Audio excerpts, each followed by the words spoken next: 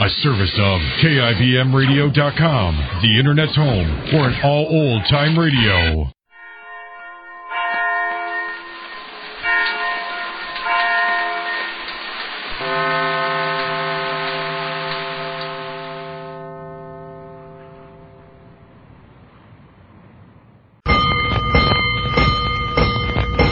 Five bells. Stand by all stations. Attention, all districts. A 5-alarm fire. 5 bells move in immediately. That's it. Let's roll. Let's go. Firefighters.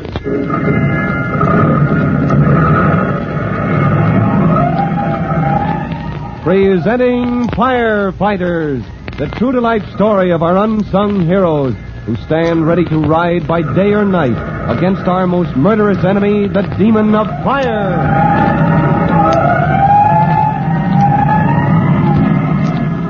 In just a moment, we'll join Chief Cody, rookie fireman Tim Collins, and his young brother Jimmy aboard the most complicated and efficient piece of apparatus in the entire fire department, the fireboat. You'll recall that to the chief, this was merely a routine inspection trip. To Tim, it was another opportunity in his plan to make a thorough study of the science of fighting fire. But to Jimmy, the trip had been an exciting surprise. If any of them had known just how exciting and surprising it was to turn out, well, we'll get back to what happened in just a minute. Let's go, firefighters. Let's join rookie fireman Tim Collins and his young brother Jimmy as they stand alone near the stern monitor of the fireboat. Only a moment ago, Jimmy had watched this huge brass nozzle, which looked to him like a gun pointing to the sky. Well, Jimmy watched it in action. He had seen the powerful stream of water which could tear down a brick wall or fill a swimming pool in less than a minute. He watched it shoot out over the harbor. But then, something happened that sounded like the real thing. Captain Jarvis had appeared on the bridge, and suddenly they heard his voice on the loudspeakers that carries his orders to all parts of the ship. Stations! All hands, stations! Seconds later, both Tim and Jimmy knew that this was no longer practice. Cast off your line! You all! Stop the Holy smoke, we're leaving the dock, Tim. We're backing out. Boy, is that fast. Yeah, that siren ought to warn any boats to give us a wide berth, huh, Jimmy? I bet. Once we're out of the dock, we'll know what direction we're going, where the fire is. Oh, now, don't get excited, Jimmy. We don't know what's up yet. I don't see any smoke anywhere, do you? No, but there's Chief Cody on the bridge with Captain Jarvis now. Yeah. Let's go see what's cooking. No, sir. And that's an order. If there's trouble ahead, Jimmy, the captain has enough on his mind right now without us under his feet. That tugboat in the harbor, Chief Cody. Here, take my binoculars. Thanks. And listen, those short blasts on her whistle, she's really asking for help. Yeah, I see now. A few wisps of smoke coming from that barge she's towing. The direction they're heading, they're fighting both wind and tide. Too bad. Looks like a simple enough operation at the moment, Jarvis. We'll have to see what happens in the next few minutes, Chief. Let's keep our fingers crossed. Well, I suppose a big fire could endanger those docks. It could be, Chief. It could be. That radio message that sent you rushing up here, Captain. You know something I don't. Well, I don't like to dream up trouble, but this could be a nightmare. Even a small fire on that barge. They radioed you what the cargo is, right? Yes, sir. 35,000 gallons of oil. That's all, sir. 35,000 gallons of oil. That's all, you say? Only enough to set off the biggest blazing inferno that ever floated inside this harbor. That's right. Unless we get there in time. Well, you're the expert of the Marine Division, Captain Jarvis. I consider myself at your disposal. Thank you, sir. Unless we're lucky, I may need all the help I can get. Perhaps you'd better bring Private Collins and that kid brother of his to the control bridge. I hope I'm not going to be sorry I brought Jimmy along. If we're going to run into trouble, he'll be better off up there with me. Anyway, I'll check the situation further. A few moments later, Tim and Jimmy find themselves in the circular wheelhouse, staring out of the wide windows that give such an excellent view of the harbor. They turn back as Captain Jarvis enters, closing the door behind him. The relative quiet of the room, plus the calm way the captain spreads out a chart on the table, and the cool, efficient way in which he speaks, gives them no clue of the possibilities of disaster. I'd like you to take a look at this chart of the harbor, Chief Cody. Private Collins also. Yes, sir. Well, Looks like you found some use for a couple of landlubbers after all, Captain Jarvis. That all depends, Chief. Now, my first plan of action is the obvious one. As soon as we're in striking position, the first group will speed to that barge aboard the launch. Say, you mean this boat carries a smaller boat? Well, of course, Jimmy. You're making a place in the launch for Tim and myself, Captain. Yes, I'm taking advantage of your offer of help, Chief. Naturally, that includes me, sir. Are you familiar with the foam generator, Tim? Well, yes, sir, I am. Good. If it's okay with Chief Cody, you can board the barge with my men. If that's possible by the time we get there. Do you see the connection between the captain's mention of foam and that fire, Tim? Yes, sir, I'm afraid I do, Chief. It must mean the barge is carrying oil. 35,000 gallons. Now, we don't know the origin of that fire yet. From the smoke, it definitely isn't oil. Not yet. With luck, it won't be, Captain. I hope you're right, Chief. But if you're not, well, here's our second plan of attack. Do you see our position on this chart of the harbor? Yes, sir, right there where your pencil's pointing. Correct. Now, if that barge goes up in flames before we do our job, the docks, warehouses, plants, all that property along the waterfront, you see where I'm making the circle? Yeah. There must be millions of dollars worth of property in that circle you've drawn. Right. And it will be in serious danger. I don't quite see how, sir. The barge is surrounded by water, and it's fairly well out in the harbor. You land companies have to think of the wind sometimes, Tim. But we have to worry about the tide as well. Live and learn, huh, Tim? Yes, sir. That line you're tracing is the direction of the current, Captain? Yes. Now, if our first plan of attack fails, our problem will be to see that this barge does not drift ashore in the direction the tide and wind will carry it. Right smack into that waterfront property. Right. Yes, sir, but, Chief, as long as that tugboat has it in tow... If I may answer that, Chief Cody. Now, suppose that scow went up in flames under your nose, Tim. What would your first instinct be? I see what you mean, sir. You're afraid that tug will cut loose and skedaddle out of the way, but fast. No matter how long that cable is she's using to pull the barge, Tim, the heat will be terrific. I hope you didn't think I'd send Chief Cody out to take care of a routine blaze, son. If the worst happens, I want him to take command of the fight from the tug. If that happens, Captain, our job will be to keep her away from land while you do the best you can, right? Well, I've marked a small island near the mouth of the harbor on this chart. It's in open water, away from property. Please deliver this chart to the skipper of that tug and see that he does everything humanly possible to beach her there. You know every boatman in the harbor, Captain. Do we have a good man in case we need him? Mike Halloran is one of the best. He may already have thought this out himself, but I can't afford to take a chance. Well, that's a fact, but... Captain, suppose for some reason that steel cable from tug to barge didn't hold. Wouldn't that leave all of us pretty helpless? Frankly, that's something I'd rather not think of right now. It's got to hold. What do you say, Chief Cody? I'd say exactly what I would on land. Let's roll! A few minutes later, Captain Jarvis and young Jimmy stand on the bridge, watching the launch with its small crew of men speeding to the nearby barge.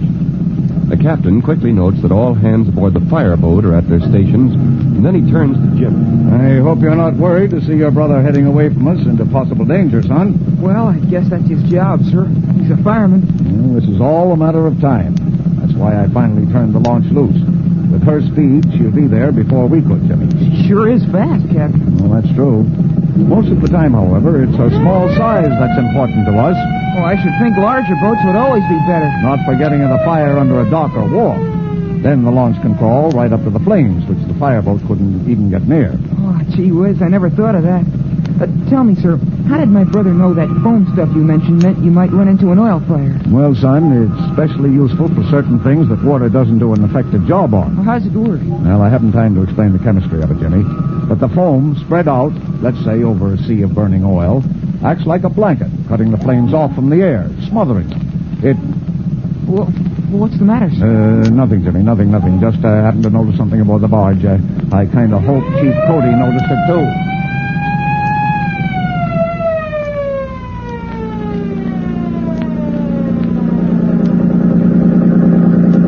See that, Tim?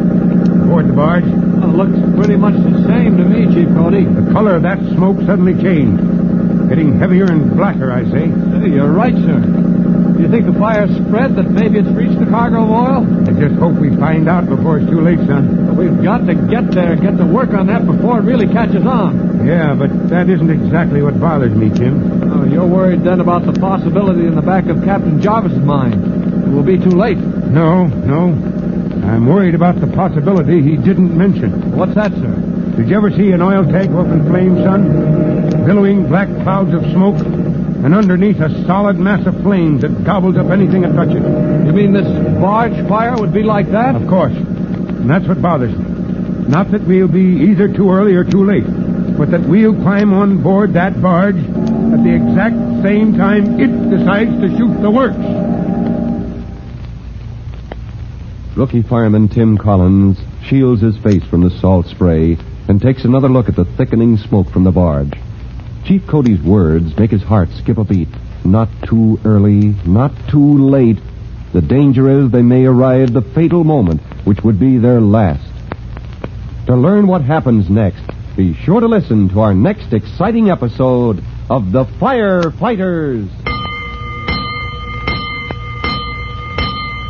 In just a minute, Chief Bob Cody will be back with a tip for you boys and girls as to how you can help your friends, the firemen. But first, an important message. Now, Chief Bob Cody and a special message for the Firefighters Brigade. Chief Cody. This is Chief Cody, boys and girls, calling all firefighters to attention. Long ago, all of you learned that matches are dangerous playthings. Now, you can't explain that to your baby brother or sister, but you can see that matches are kept out of their reach, away from playpen or crib. Now, you make that one of your regular assignments, and you'll never be sorry. That is all. Until next time, this is Chief Bob Cody saying, so long. Fire Chief Cody and the young rookie fireman Tim Collins will be back on the same station the next time you hear... That's it! Let's go!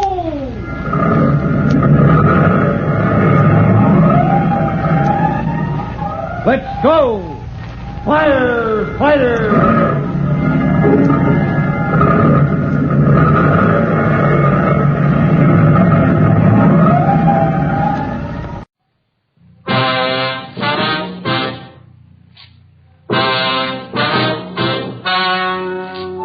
The story you are about to hear is true. The names have been changed to protect the innocent. Fatima Cigarettes, best of all king-size cigarettes, brings you Dragnet on both radio and television.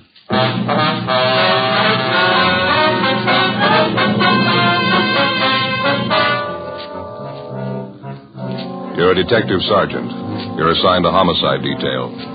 You receive a complaint about the owner of an apartment building. He signs leases for the apartments, then he threatens to kill the tenants if they move in. Your job? Investigate. Comparison proves Fatima quality. Yes, comparison proves Fatima quality. Compare Fatima with any other king-size cigarette. 1. Fatima's length filters the smoke 85 millimeters for your protection. 2. Fatima's length cools the smoke for your protection. 3. Fatima's length gives you those extra puffs, 21% longer than standard cigarette size. And you get an extra mild and soothing smoke, plus the added protection of Fatima quality. Definitely the best quality in its class, but the same price as the cigarette you are now smoking. In Fatima, the difference is quality. Buy Fatima in the bright, sunny yellow pack. Best of all, king-size cigarettes.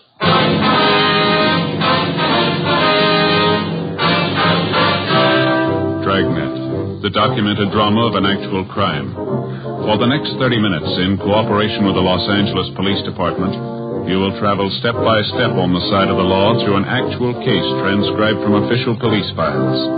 From beginning to end, from crime to punishment, Dragnet is the story of your police force in action. It was Wednesday, May 9th. It was hot in Los Angeles. We were working the night watch out of homicide detail. My partner's Ed Jacobs. The boss is Captain Lorman. My name's Friday. It was 6:47 p.m. when I got back to the Capitol Avenue Auto Court. Cotty's number 11. No reason in the world for it. I tried to reason with him. He wouldn't even listen. It's the craziest thing I ever saw. Yes, sir. Well, Joe, did you find the phone all right? Yeah, I checked the office. Lopey says they picked up Daniels a few minutes ago. They'd bring him downtown now. They got him, did they? They're going to put him in jail? Well, it depends, ma'am. It's going to take a little more investigating first. I don't see what else you need. He threatened us with a gun, me and Doris Ashby. If that isn't a crime, I don't know what is. A few more questions we'd like to ask you, ma'am, if you don't mind. A couple of things we'd like to clear up. I told you just how it happened. Doris will tell you the same thing. He's just a crazy old man, if you ask ask me ought to be put away. Did you ever have any trouble with Mr. Daniels before this afternoon, Miss Cameron? Excuse me, the baby. Yes, ma'am. What is it now, honey? Can't you sleep? You try now, won't you? Daddy will be home pretty soon. That's a good boy. You try and sleep now. Miss Cameron? Yes. Oh, you be quiet now. I don't want any trouble from you. You heard me. Be quiet now. You got your hands full, ma'am. Don't I know it? A canary, a 4-month-old baby trying to keep house in an auto court. If I knew it was going to be like this, I never would have left Paso Robles. You've only been in town a week or so, is that right? It's closer to 2 weeks. Seems more like 2 months trying to get along in a place like this. A room and a bath, no place to cook, rinse out diapers. It's terrible. I told my husband he should come down here alone, find us a place to live first, then we could move. No, he had to have it his way. Mm-hmm. You say your husband made the first contact with Daniels. He gave him a deposit on this apartment, is that right? Yeah, that's right. The same day he started work at the aircraft plant in the valley. We've been living in Paso Robles since we got married. A month ago, Pete, that's my husband, he got a lead on this aircraft job down here. Him and Ralph came down and signed up for it. Ralph, who's that, ma'am? Ralph Ashby. He's Doris's husband. Doris Ashby. She's my best girlfriend. We were neighbors up in Paso Robles. Oh, I see. They're not doing much better than we are right now. They're staying in another court up the street. Same thing, room and a bath. Doris is expecting, too, poor kid. Did you hear me? You be quiet now. You want to wake up the baby? About the arrangements your husband made with Daniels to lease this apartment, Miss Cameron, when was all this? A week ago Monday, the day after I moved down here. My husband and Ralph Ashby saw the rental ad in the paper, and they went over and talked to Daniels. He said, all right. He had an apartment for the Ashbys and one for us. Nice places, too. I see. Ralph and my husband signed the leases, gave him the first and last month's rent in advance. It was all decided. Well, how is it you couldn't move in right away, Miss Cameron? Well, he said he was having the apartment house redecorated. Daniels did, I mean. He told Ralph and my husband the apartments would probably be ready for us on the 8th. That was yesterday. He said the 9th for sure, and that's today. And you tried to move in this afternoon, and Daniels refused to let you in. Is that it? I had the movers get all our things out of storage and move them out to the apartment. So did my girlfriend, Doris. The movers were just starting to get our furniture out of the van and move it into the apartment when Mr. Daniels showed up. He acted like a crazy man. Well, did he give you any reasons why you couldn't move in? He tried to give us a lot of reasons. None of them made any sense. You could ask Doris. She'll tell you. She was there with me. Well, what did Daniels say, now, just for instance? He said a lot of things. First, he told us there was no water in the apartments. It hadn't been turned on yet. He said the gas wasn't turned on either. Well, I knew that was a lie. I was in the apartment late in the morning. Everything was fine. The gas was working, so was the water. I see. When I caught him in that lie, he got madder than ever, made some more excuses. Then he started yelling and swearing at me right there on the sidewalk. Said the apartment just wasn't ready yet.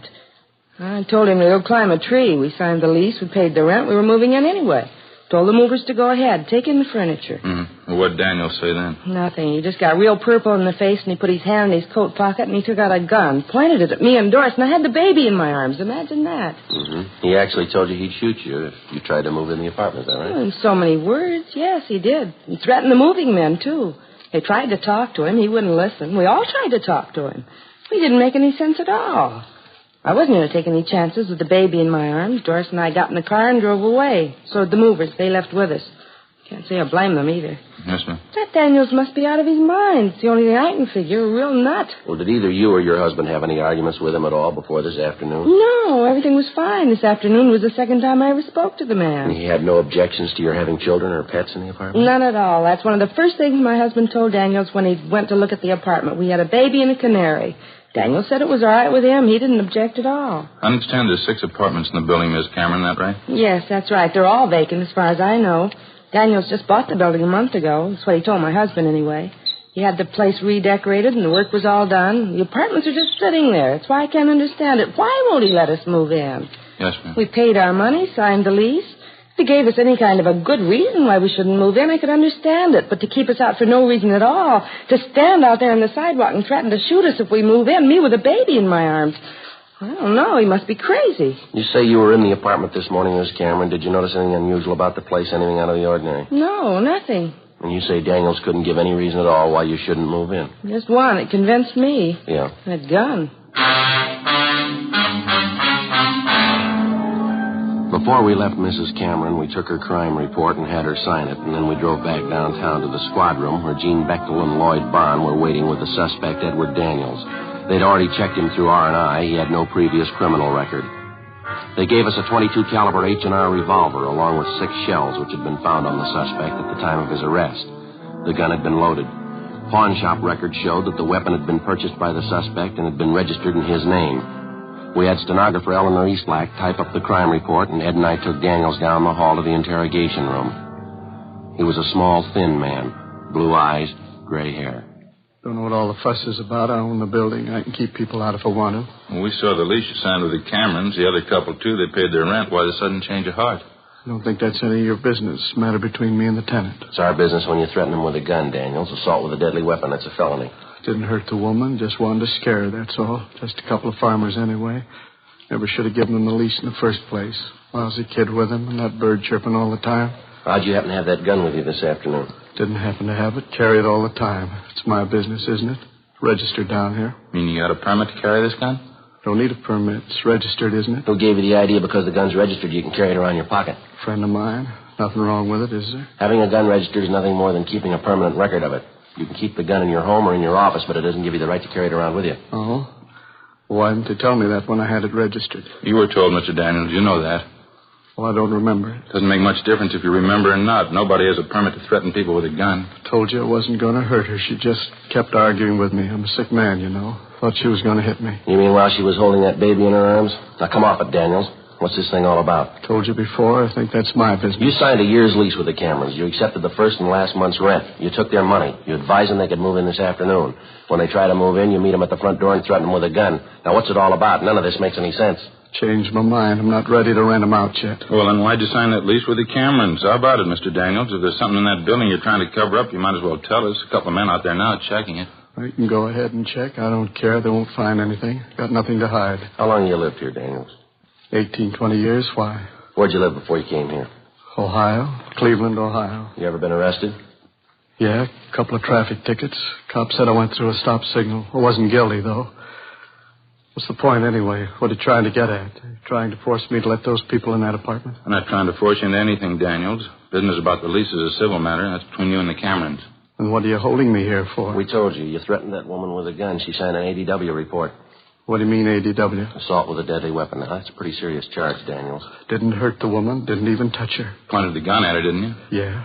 The gun was loaded, wasn't it? Yeah. It was capable of being fired? Yeah, but I wasn't going to shoot her, I told you. Just wanted to scare her off, get her out of there. It's the truth. I wasn't going to shoot her. What do I have to do to convince you? You don't have to convince us. What do you mean? Who do I have to convince? You got your choice, a judge or a jury. Ed and I took the suspect, Edward Daniels, down to the main jail where we booked him in on suspicion of 467 PC ADW. Before he was locked up, Daniels asked us if we would take the keys to his car and the keys to his apartment house to an Oliver Randall, an employee of his who acted as a janitor and general handyman at two other apartment houses Daniels owned. We told him we would. After we left the main jail, we checked with the office, and then we drove out to the location of the apartment house to interview the neighbors and deliver the keys to Daniels' handyman, Oliver Randall. Other than telling us that they considered Mr. Daniels a little eccentric, the neighbors were unable to give us any additional information that might help us in the prosecution. After we finished talking to the neighbors, we went across the street to the apartment house. There were lights burning in the upper rear apartment. We tried the bell, but there was no answer. From the set of keys Daniels had given us, we found the one that fit the door and let ourselves in. We heard somebody moving around on the floor above us. We went up and found a man there who identified himself as Oliver Randall. He appeared nervous and upset. There were papers and rags scattered over the floor of the room. Oh, yeah, I was just cleaning up here. Mr. Daniels told me to be sure and clean this up, papers and junk. I see. Well, here's some keys for you, Randall. Daniels asked us to get them to you. Oh, yeah, apartment house keys. Mr. Daniels was supposed to meet me here. He said 8 o'clock. I think that's what he said. I wonder where he is. You know where he is? Yeah, he's in jail. Oh, what's he doing in jail? Did he do something wrong? He's had a complaint filed against him, assault with a deadly weapon. What happened? He got mad at somebody? Mr. Daniels has got an awful bad temper. When he gets mad at somebody, he doesn't forget it. I know. I worked for him. How long have you worked for him, Randall? I don't know. A long time. Maybe 5 years. I forget. You say Daniels has a bad temper. Have you ever known him to be violent, Randall? How's that? Well, have you ever known him to be violent? I mean, have you ever known him to hurt anyone? Well, I don't know. I don't remember. A lot of times he says he's going to do things. I worked for him, you know. A lot of times he gets mad at me. He says I don't work fast enough or I don't do the right things. He always carries his gun, you know. Once he said he was going to shoot me, I was pretty scared. You live with Mr. Daniels, do you? No, I have a room downstairs in another apartment house he owns, a place over on South Hoover. It's a nice room. It's got a window in it. You're on a regular salary, that the way you work? Yeah, $15 a week. I get the room free, too. It's not bad. You ever been arrested, Randall? Me? No, I've never been arrested. You ever been in the state hospital, any kind of an institution? No, I was up at Camarillo for a couple of years. I didn't like it too much. I came down here to live with my sister. She's dead now. She died about 4 years ago. She's the one that got me this job, you know. That's all? Oh, yeah. This isn't a bad job at all. Jobs are pretty hard to get now. That's what Mr. Daniels says. Real tough to get a good job now. That's why I do what I'm told. I better get on fixing up this place. Well, how'd all these rags and papers get here, Randall? The painters leave them behind? No, I guess so. I guess somebody left them here. We understood the apartments were already cleaned up. They were ready to move into. What's that? I say we understood the apartments were all fixed up, that they were ready for the tenants to move right into. Oh, I don't know. I wouldn't know about that. Mr. Daniels takes care of renting the places. I just help him. I do what he tells me. Joe? Yeah? You notice that smell? Seems to be stronger out in the hall. Yeah, I think I do. How long's it been since the painters were working here, Randall? Do you know that? Painters? I don't know. A couple days, I guess. What's the matter? That's a pretty strong smell. Might be paint there or something like that. Don't you notice it? Oh, yeah, I've been wondering about that. I noticed it when I came in. It might be from upstairs, the attic. Painters were working up there, too, I think. Don't you think you ought to check it, see what it is? Mr. Daniels didn't tell me to. I guess I better, though. Smells pretty strong. I guess I better see what it is. Well, how do you get to the attic from here? Down the end of the hall. There's a stairway there. It goes right up in the attic. I'll show you. All right, fine. Yeah, smells like gasoline or something. All the apartments are vacant, is that right? No one living in the building at all? Yeah, that's right. We go up the stairs here. Mr. Daniels had the whole place worked over. Nobody here at all right now. I guess they'll be moving in pretty soon. Going to be a lot of work. Got the other 2 apartment houses to take care of, and there's going to be this place. It's going to be a lot of work. Daniels hire anyone else besides yourself to help out with the work, I mean? No, I don't think so. Just me. I keep pretty busy. Here's the attic. Yeah, this must be where it's coming from. Yeah, it's strong enough to knock you over in it. The light switch is over here. Just a minute. Yeah, it's sure a mess. Papers, boxes, a pile of old rags. That 5-gallon can there on the floor. Kerosene. Yeah, it's just about empty, too. It's all spilled all over the floor. Mr. Daniels ain't going to like that. He's going to get mad. You usually keep this stuff up here, do you, Randall? No, I guess it was with the painter's stuff. Those cans and things on the table there, I guess it got knocked off and spilled. Spilled all over the place, didn't it? Well, how come the painting crew didn't take their stuff with them when they left? All this equipment here. They're all finished with the job, aren't they? I guess so. You'd have to ask Mr. Daniels about that. They're all finished on the inside. I know that. They had the outside to do, though. Maybe that's why they left their stuff. Well, it's not a very safe way to leave it. Rags, papers, look here, kerosene spilled all over. You better get this place cleaned up first, don't you think, Randall? Well, I don't know. I sure wish Mr. Daniels was here. You won't let him know, will you? What do you mean, let him know what? Don't tell him I'll let you see the attic, huh? 9:35 p.m. Ed and I left the handyman, Oliver Randall, at his apartment house, went outside and got in the car. Neither one of us could find any explanation for it, but we both had a hunch there was something wrong with the setup. We drove to a neighborhood service station, called the office, and told them that we were going to stake the apartment house. We drove back and found a place to park where we could keep the building under surveillance without being seen. We waited. 10 p.m., 10:30, 11 o'clock. At a few minutes past 11, we saw Randall come out of the front door of the apartment, get in a blue sedan, and drive off. We followed him to an apartment building on West Pico and saw him enter a rear door. We waited. At 12:15 a.m., Ed got to a phone, called Captain Bernard at the business office, and notified him of our location. At 12:45 a.m., 2 men arrived to relieve us, and we briefed them on the facts. We drove back to the office, made out a 15.7 to Captain Lorman, and signed out. At 4 o'clock the next afternoon, we reported back in for work. We checked the book and found a message that the suspect, Edward Daniels, had been released from jail that morning on a writ, bail $2,500. The writ was returnable Thursday, May 10th. There was also a message in the book for us to contact Daniels' attorney, Richard Tiernan. Ed put in the call. Yes, sir. I see. What's that? Yeah, I know. All right, Mr. Tiernan. Yeah, thank you. Goodbye. You were right, Joe. What do you mean? Daniels' lawyer wanted to know how serious the charges are. He says Daniels is pretty upset. Seems he had some trouble lately. His insurance company. What's the matter? You have an accident? The insurance company doesn't seem to think it was an accident. Happened 2 months ago at an apartment house over on South Union. Yeah. Burned down.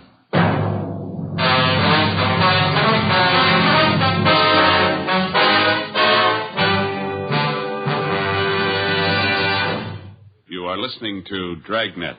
Authentic stories of your police force in action. Fatima, America's first, largest-selling blended cigarette. Now, best of all, king-size cigarettes. Prove it yourself today. Compare Fatima with any other king-size cigarette. 1. Fatima's length filters the smoke 85 millimeters for your protection. 2. Fatima's length cools the smoke for your protection. 3. Fatima's length gives you those extra puffs, 21% longer than standard cigarette size. And in Fatima, you get an extra mild and soothing smoke, plus the added protection of Fatima quality. To show our confidence in Fatima, we make this money-back guarantee to every king-size cigarette smoker. Buy a pack of Fatimas. Enjoy Fatima quality, extra mildness, and superbly blended tobaccos. If you're not convinced Fatima is better than the king-size cigarette you're now smoking, just return the pack and the unsmoked Fatimas before August 1st, 1952, and we'll give you your money back plus postage. Fatima, Box 37, New York 1. Remember, because of its quality, its extra mildness, its better flavor and aroma, more smokers now insist on Fatima than ever before. Insist on the best. Fatima, extra mild and soothing, plus the added protection of Fatima quality. Smoke Fatima. Best of all, king-size cigarettes.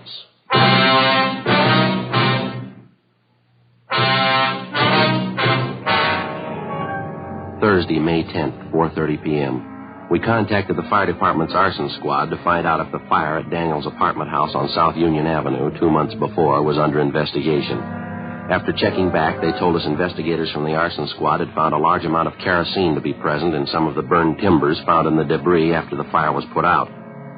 They said that Mr. Daniels had admitted after the fire that the apartment building had been recently redecorated and that kerosene, paint, and other inflammables had been stored in the attic of the building. Ed and I contacted the insurance adjuster handling the case, a Snyder Peebles, and he told us there wasn't any doubt in his mind that the fire at Daniel's apartment house 2 months before was of incendiary origin. But he said so far the investigators were unable to prove it.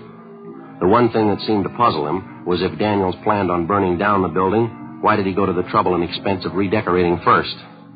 Well, as soon as it was dark, Ed and I drove out, relieved the men on stakeout at the apartment house on West Pico, where the handyman, Oliver Randall, had his room. They reported no unusual activity during the day. 7:32 p.m., Randall came out of the apartment house, got in a car, and drove off. We followed him. If we got this Randall made right, it shouldn't be too long before we find out. Daniels is using him to work something out. Pretty sure we can count on that. Yeah, maybe. I'll watch it, Ed. He's turning down Union. Yeah. He's pulling up ahead. Don't crowd him. There's a good spot here. Shouldn't be able to see us. All right, pull up in here. All right. That's fine. He's getting out of the car. He's going over to the house. Down the driveway. Going around back. He's out of sight now. All right, let's go. Still no lights in the place.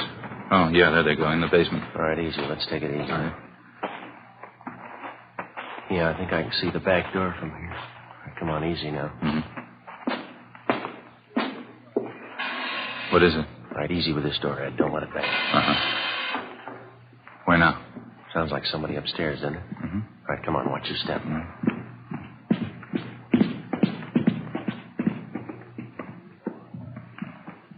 Come on, next floor up. Yeah.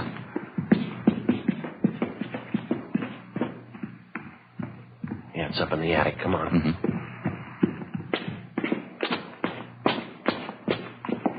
All right, come on. Through this door. Back in the corner, Ed. I see him. All right, hold it, you. What's the matter? There's a fire, Ed, over in the corner. I'll get it. Hold on to him. Right. Well, don't put it out. You need any help, Joe? You getting it all right? No, I'm getting it all right. Just a minute. There, I got it. Okay. You want to get the lights? I got it. All right, Randall, what's the story? He told me to do it. He told me to come back tonight and burn the whole place down. Who told you? He said, Ollie, you go back to the place, to the attic, light a match, that's all, and then get out. Mr. Daniels, that's just what he said. Daniels told you to do this? He told me just light a fire and nobody'd know. He said there wasn't going to be any trouble. No trouble at all. Well, it gives you the edge, doesn't it? No trouble, he said. Yeah, well, next time you see him, you can call him a liar. 8:50 p.m. After making sure that the place was secure and that there was no danger of fire from the recent arson attempt, Ed and I took the suspect, Oliver Randall, outside and put him in the car where we questioned him. He made no attempt to disguise the fact that he had been directed by his regular employer, Edward Daniels, to commit arson by setting fire to the attic of the apartment house. In addition, he told us that Daniels had threatened him with bodily harm if he refused to obey the order and set fire to the building. He had this gun, you know, Mr. Daniels did. He always had it with him. I was scared of it, I don't mind telling you. Uh-huh. Well, he threatened to kill you if you didn't do what he wanted, that it?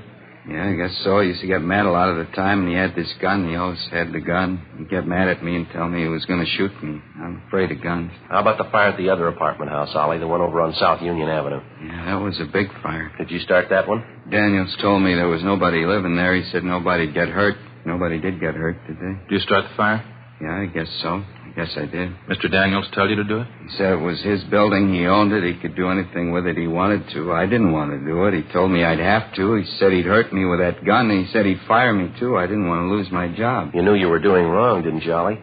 Well, I guess I did, yeah. What could I do, though? I didn't want to lose my job. Good jobs aren't too easy to get nowadays. You know that. Where's Mr. Daniels now, do you know? You're not going to tell him what I told you, are you? He said not to say anything about it. He said nobody'd believe me anyway. Nobody. He said he'd tell everybody I was a liar. Said they'd believe him before they'd believe me. Well, where's Daniels now? If I tell you, you won't let him hurt me, will you? No, we won't let him hurt you. You're going to have to help us out, though. What do you want me to do? I'd like to find out where Daniels is first. He's in a movie over on Pico by his house. He's waiting for me. You mean he's waiting for you in the show? See, in the center section, 10 rows from the back. He's waiting for me now. Well, how's it you're supposed to meet him there? I don't know. He said if anybody wanted to know where we were tonight, this would prove we didn't start the fire. We were at the show. I was supposed to start the fire and then go to the show and meet him 10 rows from the back, the center section. You want to show us where this movie is, Ollie? Yeah, okay. Mr. Daniels won't tell you anything. No, he's going to be mad. He won't tell you anything. Well, that's where we need your help, Ollie. What do you mean? We'll let him tell you. 9:44 p.m. Ed and I, along with the suspect, Oliver Randall, drove to the movie house on West Pico. On the way, we explained to Randall what he was supposed to do. 9:55 p.m. We parked our car half a block from the movie house, bought 3 tickets, and went inside. The feature picture was still on. There wasn't much of a crowd. We sent Randall down the aisle ahead of us and watched him move into the 10th row and sit down next to somebody. Ed and I followed him down and found seats in the row directly behind him. We recognized the man sitting next to Randall as Edward Daniels. Hello, Mr. Daniels. I did it just the way you told me, up in the attic. It was okay. Nobody saw you? You didn't have any trouble at all? No, it was okay. I don't feel so good about it, though. What do you mean? What are you talking about? I don't know. Maybe somebody might find out. Don't you think we'd get in trouble if they found out? You just keep your mouth shut. I'll attend to that. Nobody's going to find out. All right, Daniels, you mind coming outside? We'd like to talk to you. What are you doing here? Come on, we'll talk outside. What's this all about? We'll let you tell us. All right, what do you want? You arresting me? That's right, mister. Why? What's it supposed to be this time? Think you know, arson, conspiracy. Caught Randall here, caught him right in the act. He told us the whole story. What? Ollie? What story? What is this? I told you I didn't want to do it, Mr. Daniels. I told you we'd get in trouble. Fool, stupid fool. Should have known better. Yeah, you should have. Just 2 questions for you, Daniels. Why'd you burn down your own property? Why'd you redecorate the buildings first? I never forgot it. Told him when it happened. I wouldn't forget it as long as I lived. What do you mean, forget what? 24 years ago, I was just starting out. A small store back in Ohio burned down. Real fire. Lousy insurance company that wouldn't believe me. Had to sue. Lost the whole thing. Had to start all over again. I told him I'd never forget it. Told him I'd make him pay. And you've been nursing this grudge for 24 years? Why not? Why shouldn't I? Lost everything I had. Well, why'd you redecorate the apartment houses if you planned to burn them down? Simple. Gave me a good excuse. Could have all those things stored in the buildings. Paint, kerosene. Besides, you'd think I'd burn down the building right after I got done redecorating. Not a bad idea. Worked pretty good, didn't it? Yeah, you're going to jail. You figure.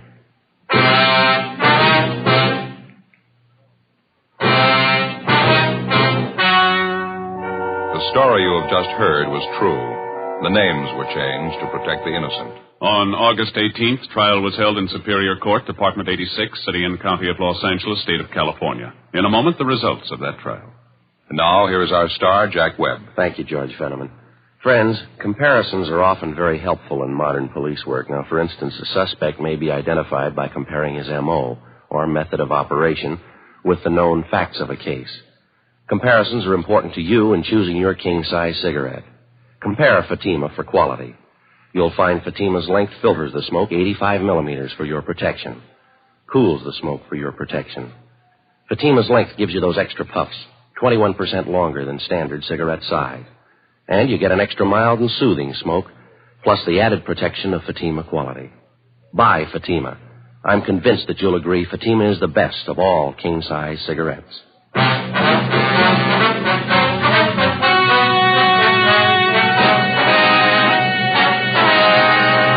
Edward John Daniels was tried and convicted of 2 counts of conspiracy and 1 count of arson and received the sentence as prescribed by law. Conspiracy is punishable by imprisonment in the state penitentiary for not more than 2 years. Arson is punishable by a prison term of not less than 1 or more than 5 years. Daniels' accomplice, Oliver Randall, was examined by 3 psychiatrists appointed by the court and was found to be mentally incompetent. He was placed in a state hospital for the mentally deficient. The charge of assault with a deadly weapon against Edward Daniels was dismissed.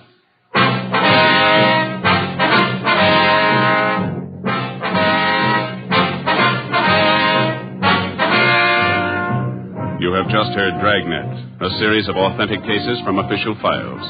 Technical advice comes from the Office of Chief of Police W.H. Parker, Los Angeles Police Department. Technical advisors, Captain Jack Donahoe, Sergeant Marty Wynn, Sergeant Vance Brasher. Heard tonight were Barney Phillips and Vic Perrin. Script by Jim Moser. Music by Walter Schumann. Hal Gibney speaking. Fatima Cigarettes, best of all king-size cigarettes, has brought you Dragnet, transcribed from Los Angeles.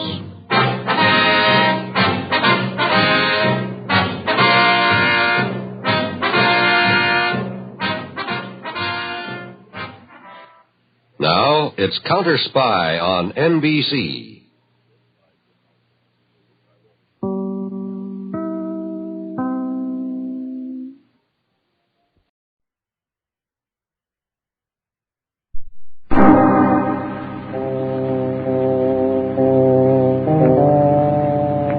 My name's Regan.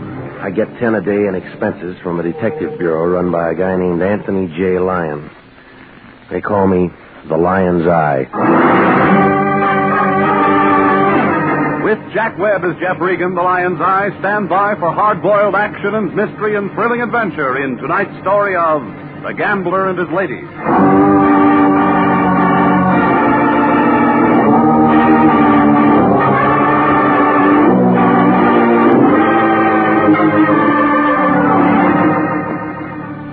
You find it in Hollywood, on Taft Avenue.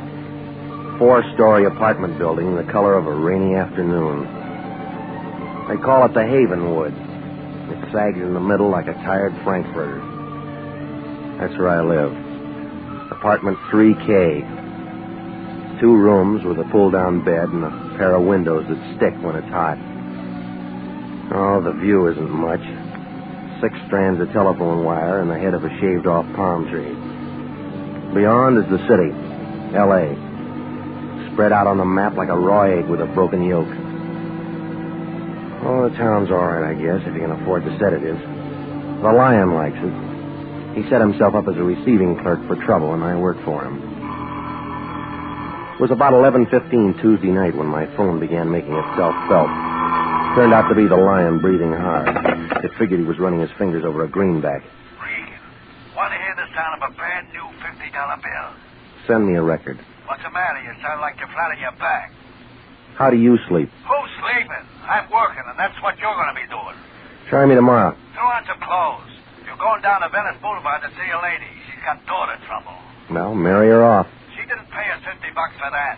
The problem goes deeper.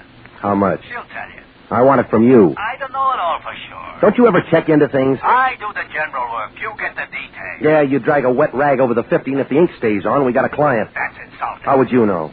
Regan, you don't want to keep a lady waiting. Now get a move on. Give me the name. Mrs. Eleanor Bascom, Pierpont Hotel. Yeah? And phone me after you talk to her. What for? I want to be sure it's legit. Do you care? Better make that call to me tomorrow after 10. I'm sort of going to be tied up till then. Doing what? Sleeping.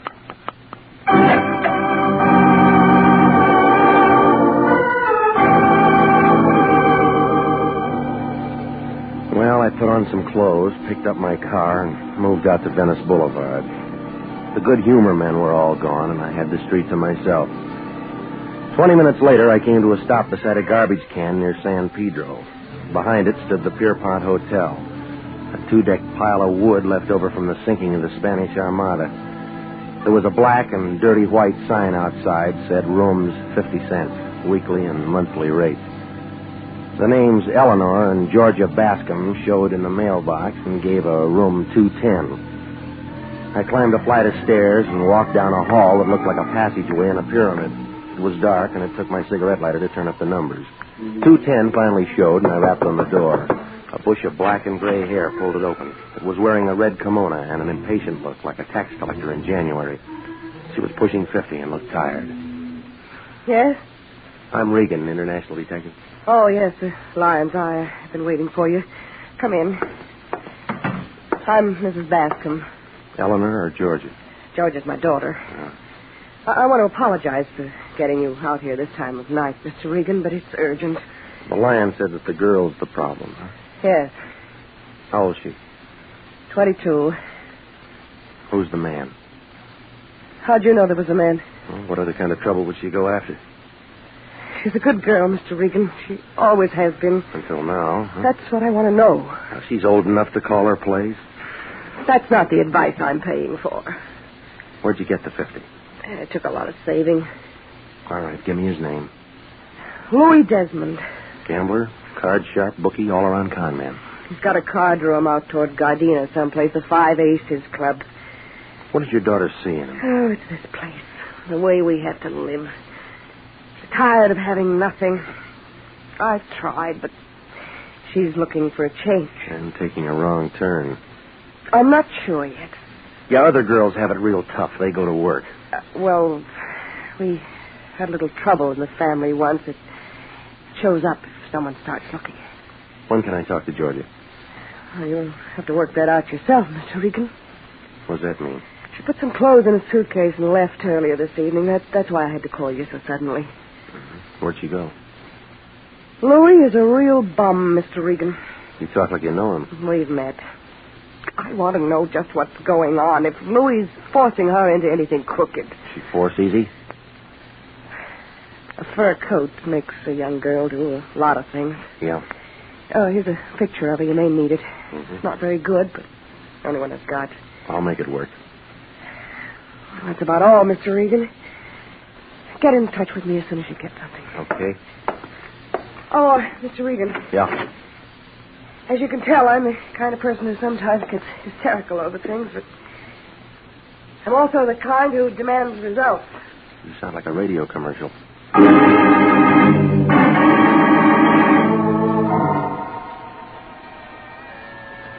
It was after midnight when I followed the fog out Vermont toward Gardena.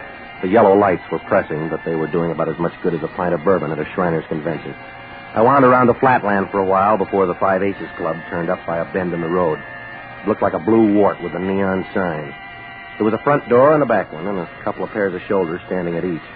A little guy in a pinstriped gray was figuring the size of the wallets going in. Louis Desmond's office showed at the top of the stairway, and I moved for it. But a muscle looking down on 6 feet was playing frontman. He put a knotted hand on my arm, and when he spoke, it sounded like a gear factory doing double time. Slow down, Pilgrim. The room you're looking for is the other way. Yeah, well, this one says office. That's the trouble with you guys who read. Can't take hints. Spell it out. Beat it. Not until I see Louis Desmond. What's your business? I'll tell it to him. You owe him some dough? No, I don't. Then he ain't interested. He will be. Listen, Junior. Come on, get him off of me, punk. Hey, what's all the noise, Patsy? Sightseer without a ticket. My name's Regan. Cup? Maybe. You want me to bounce him down the stairs, boss? Maybe. What do you want? Talk. That's always a waste of time. Not if it's about Georgia Bascom. Come on in. Never saw you around here before, Regan. No, I can't afford it. Oh, don't say that. Some people go out of here with more than they come in with. Yeah, you. Guess you're right at that. Cigar? No, thanks.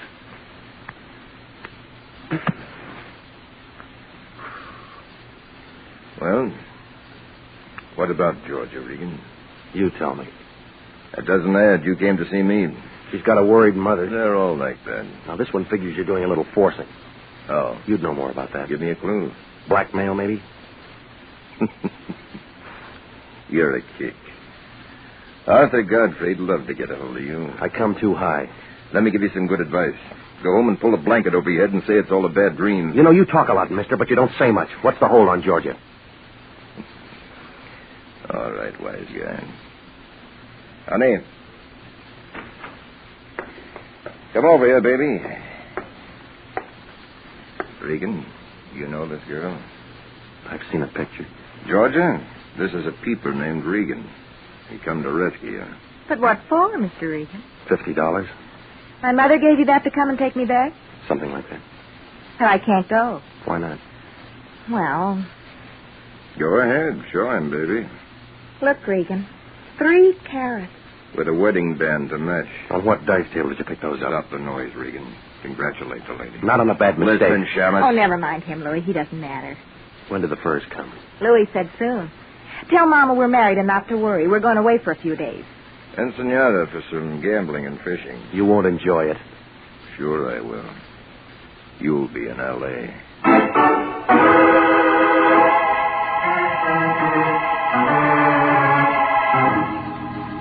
The alley behind the Five Aces Club hadn't been dusted in a week. My brown flannel suit fixed that.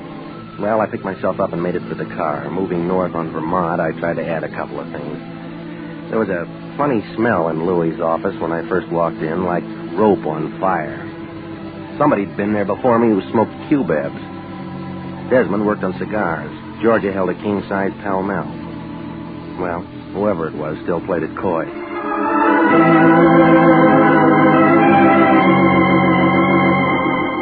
About 1 o'clock, I started raising a small campaign with the Lion's door knocker.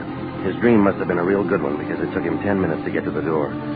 He was wearing a nightgown, and he looked like a poor imitation of the Fisk tire ad. All that was missing was the candle. Regan, I told you not to bother me until after 10 a.m. It's no bother. Get out of here, let a man sleep. Your dreams will be bad. What do you mean? You just lost a client. What's the matter? The money phony? Georgia Bascom married Desmond. There's nothing I can do about it. Well, think of something. Say you married her first. You're out of your mind. So it's a bad idea. Get a good Yeah, I already have. What is it? You give Mrs. Bascom her case back. Well, you can't do that. Try me. Think a minute, Regan. She's come to us for help. A lonely woman with no place to turn entrusts her trouble to International. You got that 50 spent? It's not the money. It's the moral obligation. Oh, stop it, will you? You don't give blood anymore since you found out somebody'd pay for it. You're getting on a line. You're the only guy in town who can turn a shaving cut into a bankroll. That's enough. Well, let's do it this way. You go over to Mrs. Bascom and give her the lowdown. Let her decide if she wants you to carry on or not. You sure go to a lot of trouble for a 50. I need a lot of new stuff around the place. Well, it's close to Christmas, right to Santa Claus.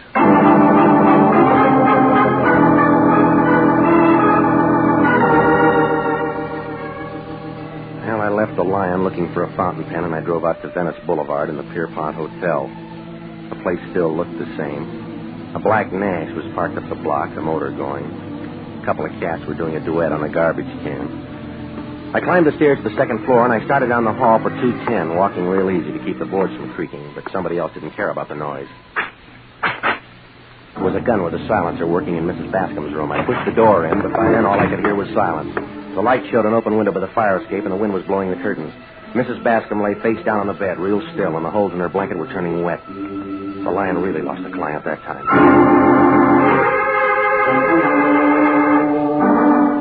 Well, it didn't take Sanducci and the boys long to get there. The fingerprint man and the photographers went to work in the room. Sanducci picked me.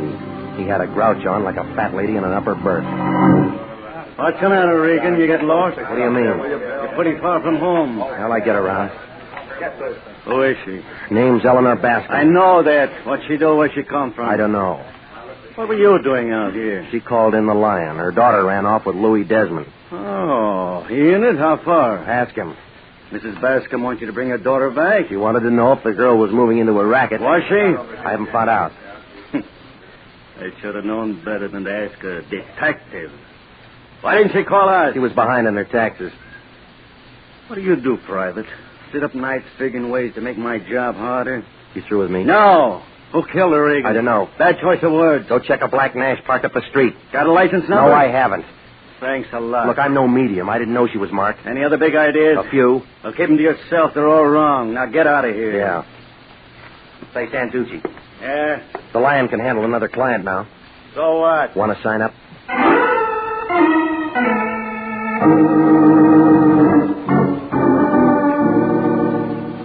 Well, I went home and slept. Coffee and warmed-over biscuits at the drugstore took care of breakfast the next morning. Then I checked the phone book. Louis Desmond's home address turned up on Rodeo Drive in Beverly Hills, and so I drove out there. It was on a corner. A 2-story colonial place with white colors and green shutters. The doorbell sounded like a second chorus of the Hollywood Bowl. The Japanese maid let me in, and I waited in the anteroom. That's when I caught that peculiar smell again.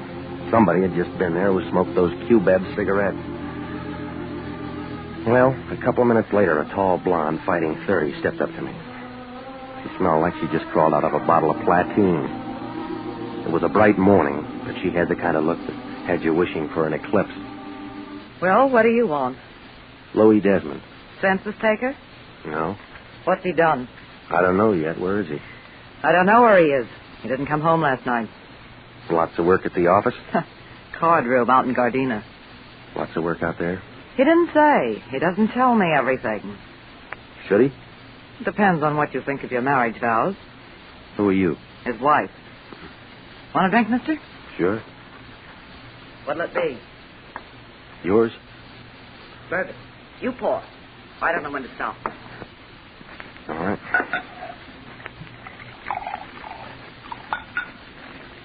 Here you go. To marriage. It's a mess. Cigarette? Never touch him. Interferes with my drinking. Who smokes the Q-Bebs? Is that what that stuff is? Yeah. The little guy walked in here looking for Louis and smelled up the place. Hiya, Stella. Oh, hello, Patsy. Just in time for a drink. Company? Yeah. What's your name, fella? He knows.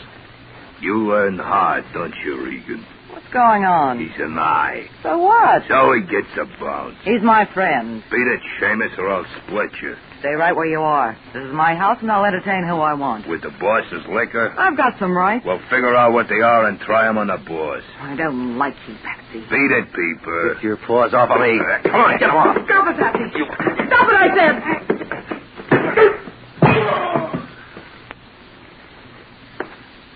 Well, you hit him pretty hard, lady. No, I didn't. His head's soft.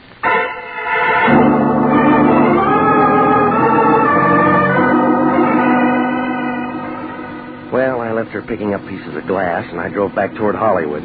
I was moving east on Sunset, trying to make some sense out of Desmond's domestic life, when I spotted that black sedan again. It was doing a real bad tag job on me. I pushed the pedal closer to the floor, but the sedan had better gas. It caught me going around a bend past Beverly Glen and started pushing me. So it was a great place for a boulevard stop, but none showed.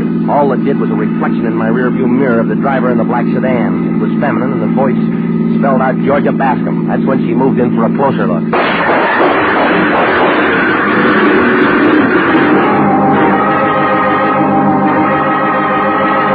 You are listening to the story of the gambler and his ladies. Tonight's adventure with Jeff Regan, Investigator.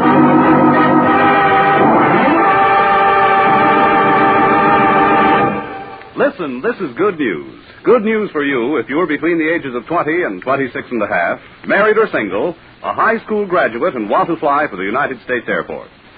Yes, the Air Force Aviation Cadet Program is offering you the opportunity to become a pilot officer in the mightiest Air Force in history. You can be one of the Air Force's men of renown. And there's more offered than the pride you feel in being a member of America's flying team. For after your 52 weeks of training, you'll graduate as a second lieutenant in the Air Force with an income of more than $300 per month. Remember, the Air Force offers you what it offered General Jimmy Doolittle, General Carl Spaatz, and General Hoyt Vandenberg, now at 42, the Air Force Chief of Staff. Call at your local Army and Air Force recruiting station tomorrow. Apply to become an aviation cadet. And now, back to the story of the gambler and his ladies and Jeff Regan, Investigator.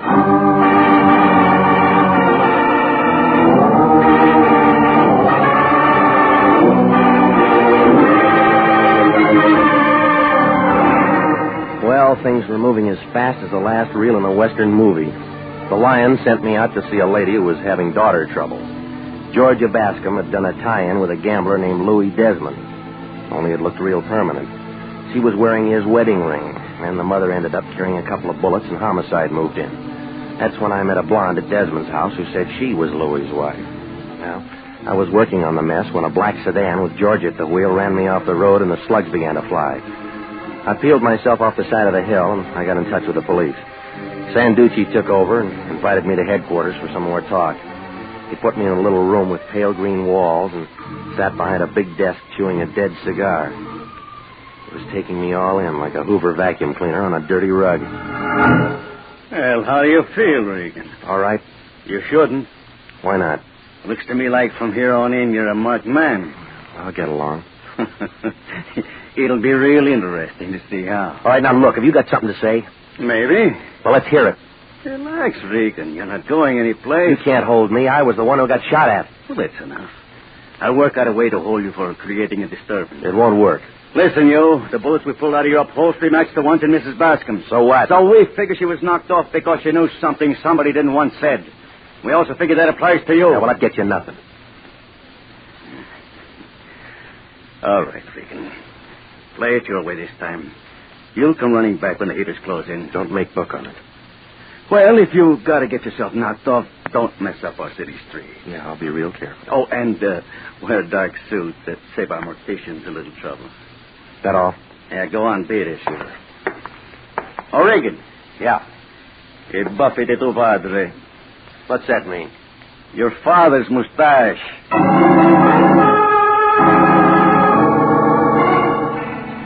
Well, it was late afternoon by the time I walked out of headquarters. The sun was still working, but it was cold.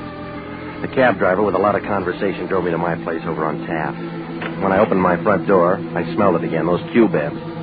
A small face was sitting on my sofa sucking on them. It belonged to a guy who had to stand on a box to see over a fox terrier. When I shut the door behind me, he ground the cigarette into an ashtray and turned on a nervous look like a pig in a football factory. Your landlady let me in, Mr. Regan. I hope you don't mind. I have to talk to you. We met before. We did? I don't remember. Just me and your cigarettes. Huh? Oh, you mind if I smoke? You just finished one. Oh, yes, so I did. May I have a drink then? Just a small one. All right. Thank you. I generally don't drink, but tonight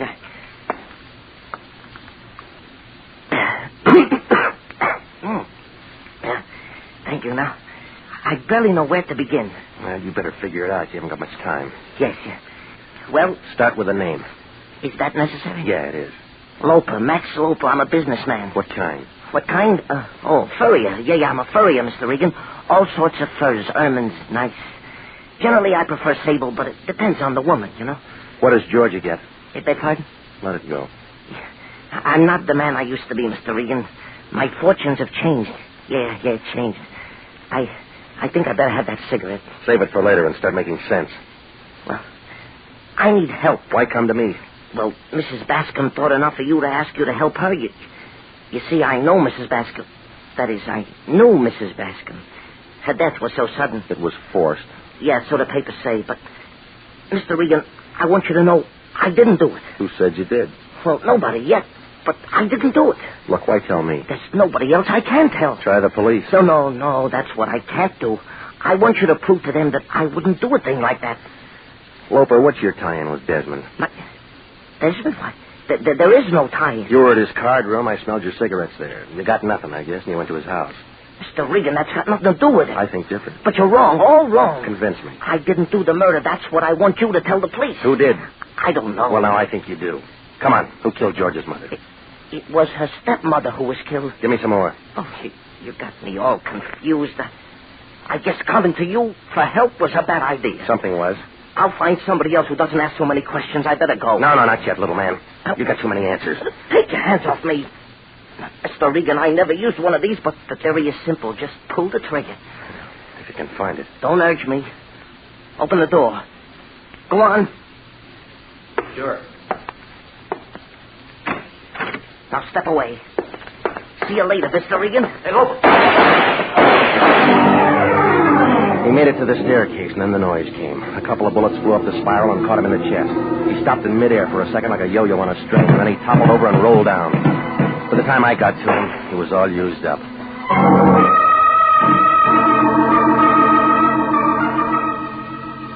Well, a called into homicide, brought some of the boys out, and they took care of them. A fat guy with a head like a plunger took some pictures for a paper, and a girl with a leaky fountain pen got the story. It took about an hour and a half to clear my place. But the minute the crowd moved out, the lion moved in. He had a sheet of paper in one hand, and his face was lit up like an old maid at a cocktail party. This concerns Louis Desmond and Georgia Bascom. You interested? Yeah? Desmond's got a wife, and her name's not Georgia. No, it's Stella, and she's a ripe candidate for a drunk tank. What else do you know about her? She's jealous. Well, there's no record any place of a divorce or of a marriage between Georgia and Desmond. That whole setup's a phony. Tell me why. Georgia's father, named Peter Bascom, was a furrier. And he was once in on a fur job with the same Louis Desmond. Go on. The old Bascom ended up with a bullet in him, and Louis with a pile of dough. How did it work? I can't find out everything. You got to do something. You know a Max Loper? Never heard of him. You got an address on this Georgia? The Arena Hotel, room 406, in Catalina, off Wilshire. All right. The way I figured, an insurance company might be real interested to get hold of her. No, the gas chamber's got priority. We figured the swindle first. Collect the fat bonus, then let the city handle her any way it wants. Call me when you get it all sold up. What are you going to be doing? Resting at home. I'm all worn out. Yeah, well, that figures. You've been doing a little thinking.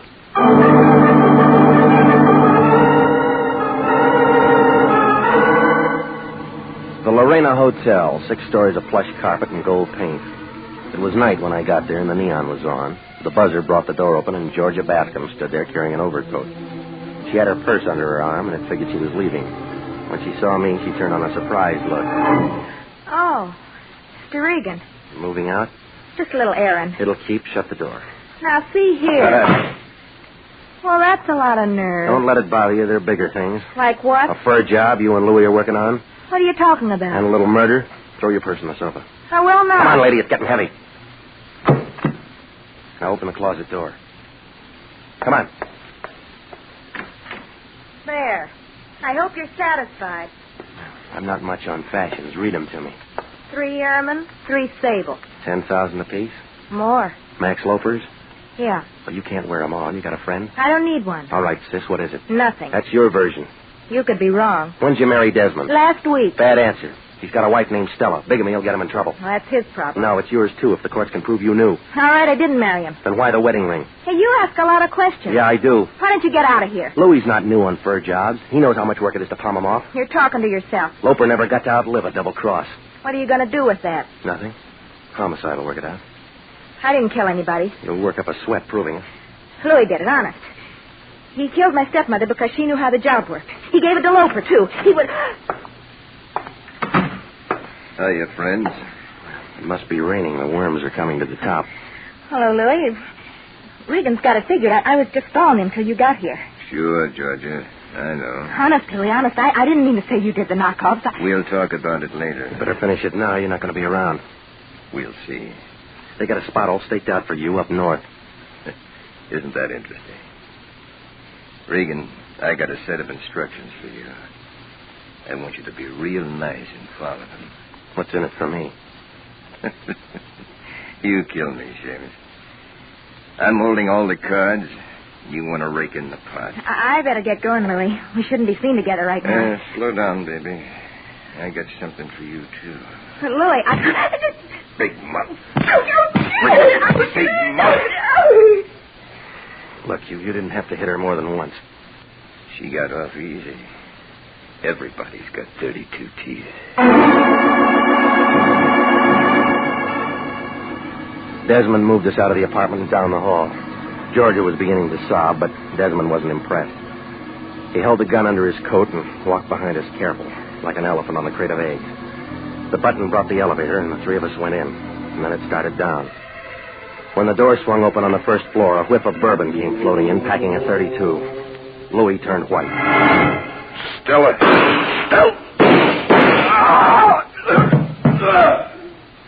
I told him if he kept messing around, he was going to have trouble at home. Want to give me the gun? No. What's your name, girlie? Georgia.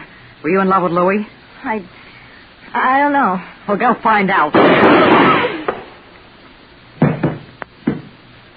You want it now, Regan?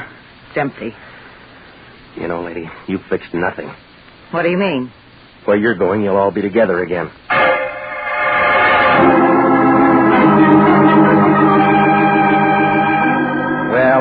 all over fast, like a dollar dinner.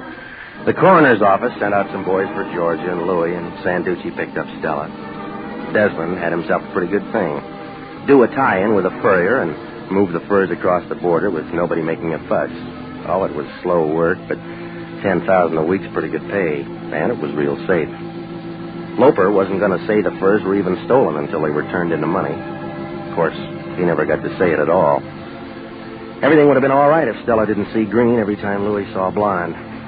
Well, the insurance company thanked us for what we did to expose the fraud. The Lion was unhappy. He said they should have shown their gratitude with something more lasting. They gave it to him, a 1949 pocket calendar.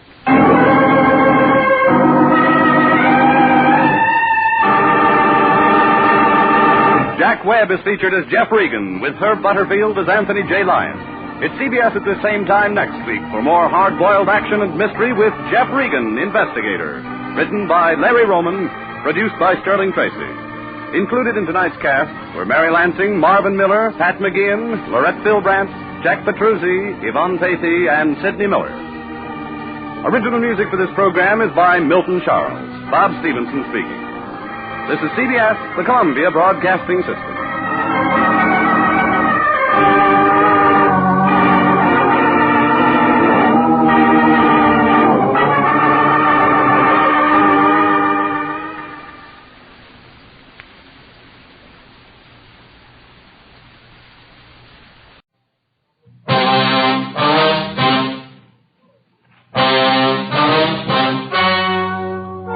The story you are about to hear is true. The names have been changed to protect the innocent. Fatima Cigarettes, best of all king-size cigarettes, brings you Dragnet on both radio and television.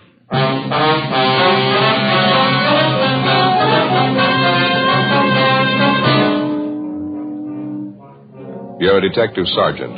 You're assigned a robbery detail. 2 convicts escaped from the state penitentiary. They're heading for your city. They're armed. They've boasted they won't be taken alive. Your job? Get them. In Fatima, the difference is quality. Yes, in Fatima, the difference is quality. Prove it yourself today. Compare Fatima with any other king-size cigarette. 1. Fatima's length filters the smoke 85 millimeters for your protection. 2. Fatima's length cools the smoke for your protection. 3. Fatima's length gives you those extra puffs, 21% longer than standard cigarette size. And in Fatima, you get an extra mild and soothing smoke, plus the added protection of Fatima quality. Definitely the best quality in its class, but the same price as the cigarette you're now smoking. Buy Fatima in the bright sunny yellow pack. Best of all, king-size cigarettes.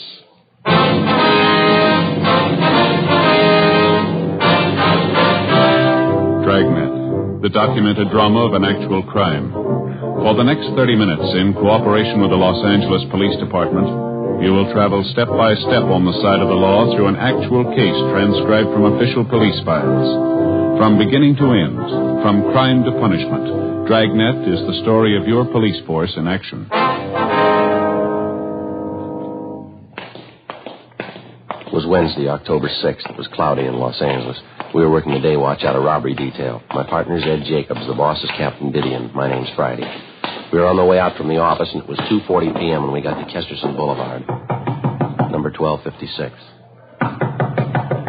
Sounds like she's having a party, huh? Yeah, try it again, huh? Maybe they can't hear it inside. Yes? Police officers, ma'am. You Ruth Thompson? Yes, that's right. What is it? Well, my name's Friday. This is my partner, Sergeant Jacobs, Central Robbery. We'd like to talk to you a few minutes if we could. Well, I have a party going on right now. A few of my friends are over. What'd you want, Sergeant? About an Andy Powell, Miss Thompson. I understand you know him. I did know him, yes. I haven't seen him for a long time, 3 or 4 years anyway. Mind if we ask a few questions about him? Won't take long. All right. Come in, please. Thank you. We're sorry to disturb you, ma'am. It's pretty important or we wouldn't hold you up. It's all right. Down the hall here. All right. We can talk in the kitchen if you don't mind. It's my girlfriend's birthday today, so it'd be nice to have a little party for her. Oh, I see. Chair there, if you like. Oh, here, let me wipe it off. You spilled a drink on it. It's probably Danny who's spilling the drink. Suppose you know about Andy Powell, Miss Thompson, what happened this morning? What's that? About Andy Powell. You heard what happened this morning? Just what I read in the morning paper. They said he broke out of San Quentin, another man with him. True, then? He did break out? Yes, ma'am. That's the information we have. There's an all-points bulletin out on him. Well, I don't want to get involved in it. It's none of my business. Andy doesn't mean anything to me. Well, at the time he was sent up, you were engaged to Powell. Is that right? Yes, but that was before he got into trouble, before he went to San Quentin. I saw him after the trial. I told him how I felt about it. I told him it wasn't any use. You mean you called it off, that is? There wasn't much else to do. It was robbery, 5 years to life. It wasn't the first time either. Andy knew it'd be a long time, so die. Really, I had to tell him. I had to call it off. We understand you were on Powell's correspondence list while he was up at Quentin. You wrote to him, did you? Yes, the first couple of months. We haven't written lately, though. There wasn't any point to it, no point at all. Well, when was the last time you heard from Powell, Miss Thompson? The last time you wrote to him? Oh, 8 or 10 months. At least that. As I say, there wasn't much sense in going on. Andy knew he was in there for a long time. He couldn't expect me to wait all that time. Matter of fact, he said he didn't expect it. He told me that. You been up to visit Powell recently, Miss Thompson? No, I haven't. Well, then you haven't seen him since he went up to Quentin. You'll swear to that? Why do I have to swear to it? I already told you. Andy doesn't mean anything to me. It didn't make sense. It's all over. I'm not even a relative. Why do I have to swear to anything? You haven't seen Powell since he went up to Quentin, is that right? Miss Thompson, is that right? What if I saw him or if I didn't see him? What difference does it make? It's none of my business. Oh, did you see him, Miss Thompson? What difference does it make? I don't have anything to do with him. He doesn't mean anything to me. I told you. Did you see him? This morning. When? Late this morning, about 10:30. Was he alone? No, another man was with him. Who was the other man? You recognize him? Bert Selby. It's the way he introduced him. He didn't try to hide it. Some fellow he broke out of jail with. What'd they want? Why were they here? Clothes, money. Looked like the devil, both of them. Terrible. What'd you give them? They asked for him. Not that silly. Didn't trust me any more than they trust you. And he had a knife. I tried to tell him I didn't have any money. He didn't believe me. Came at me with that knife. I gave him the money. How much? About $17, $18, some loose change. They emptied my purse. They took it all. Anything else? Clothes, a couple of suits of my father's. He died last year. They took his gun, too. I never thought Andy'd be that way. It was terrible. What kind of a gun was it, Miss Thompson? Colt revolver, 38, I think.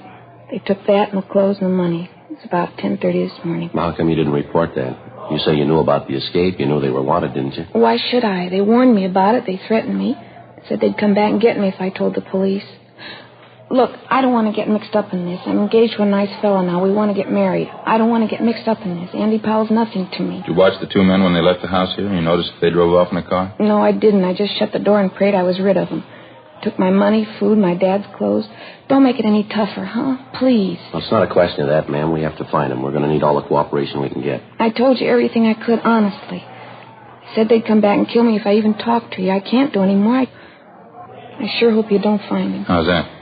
When Andy went out the door, it's the last thing he said. He said if the cops ever found him, there was going to be a fight. Terrible look on his face. Yeah. He said you'd never take him alive.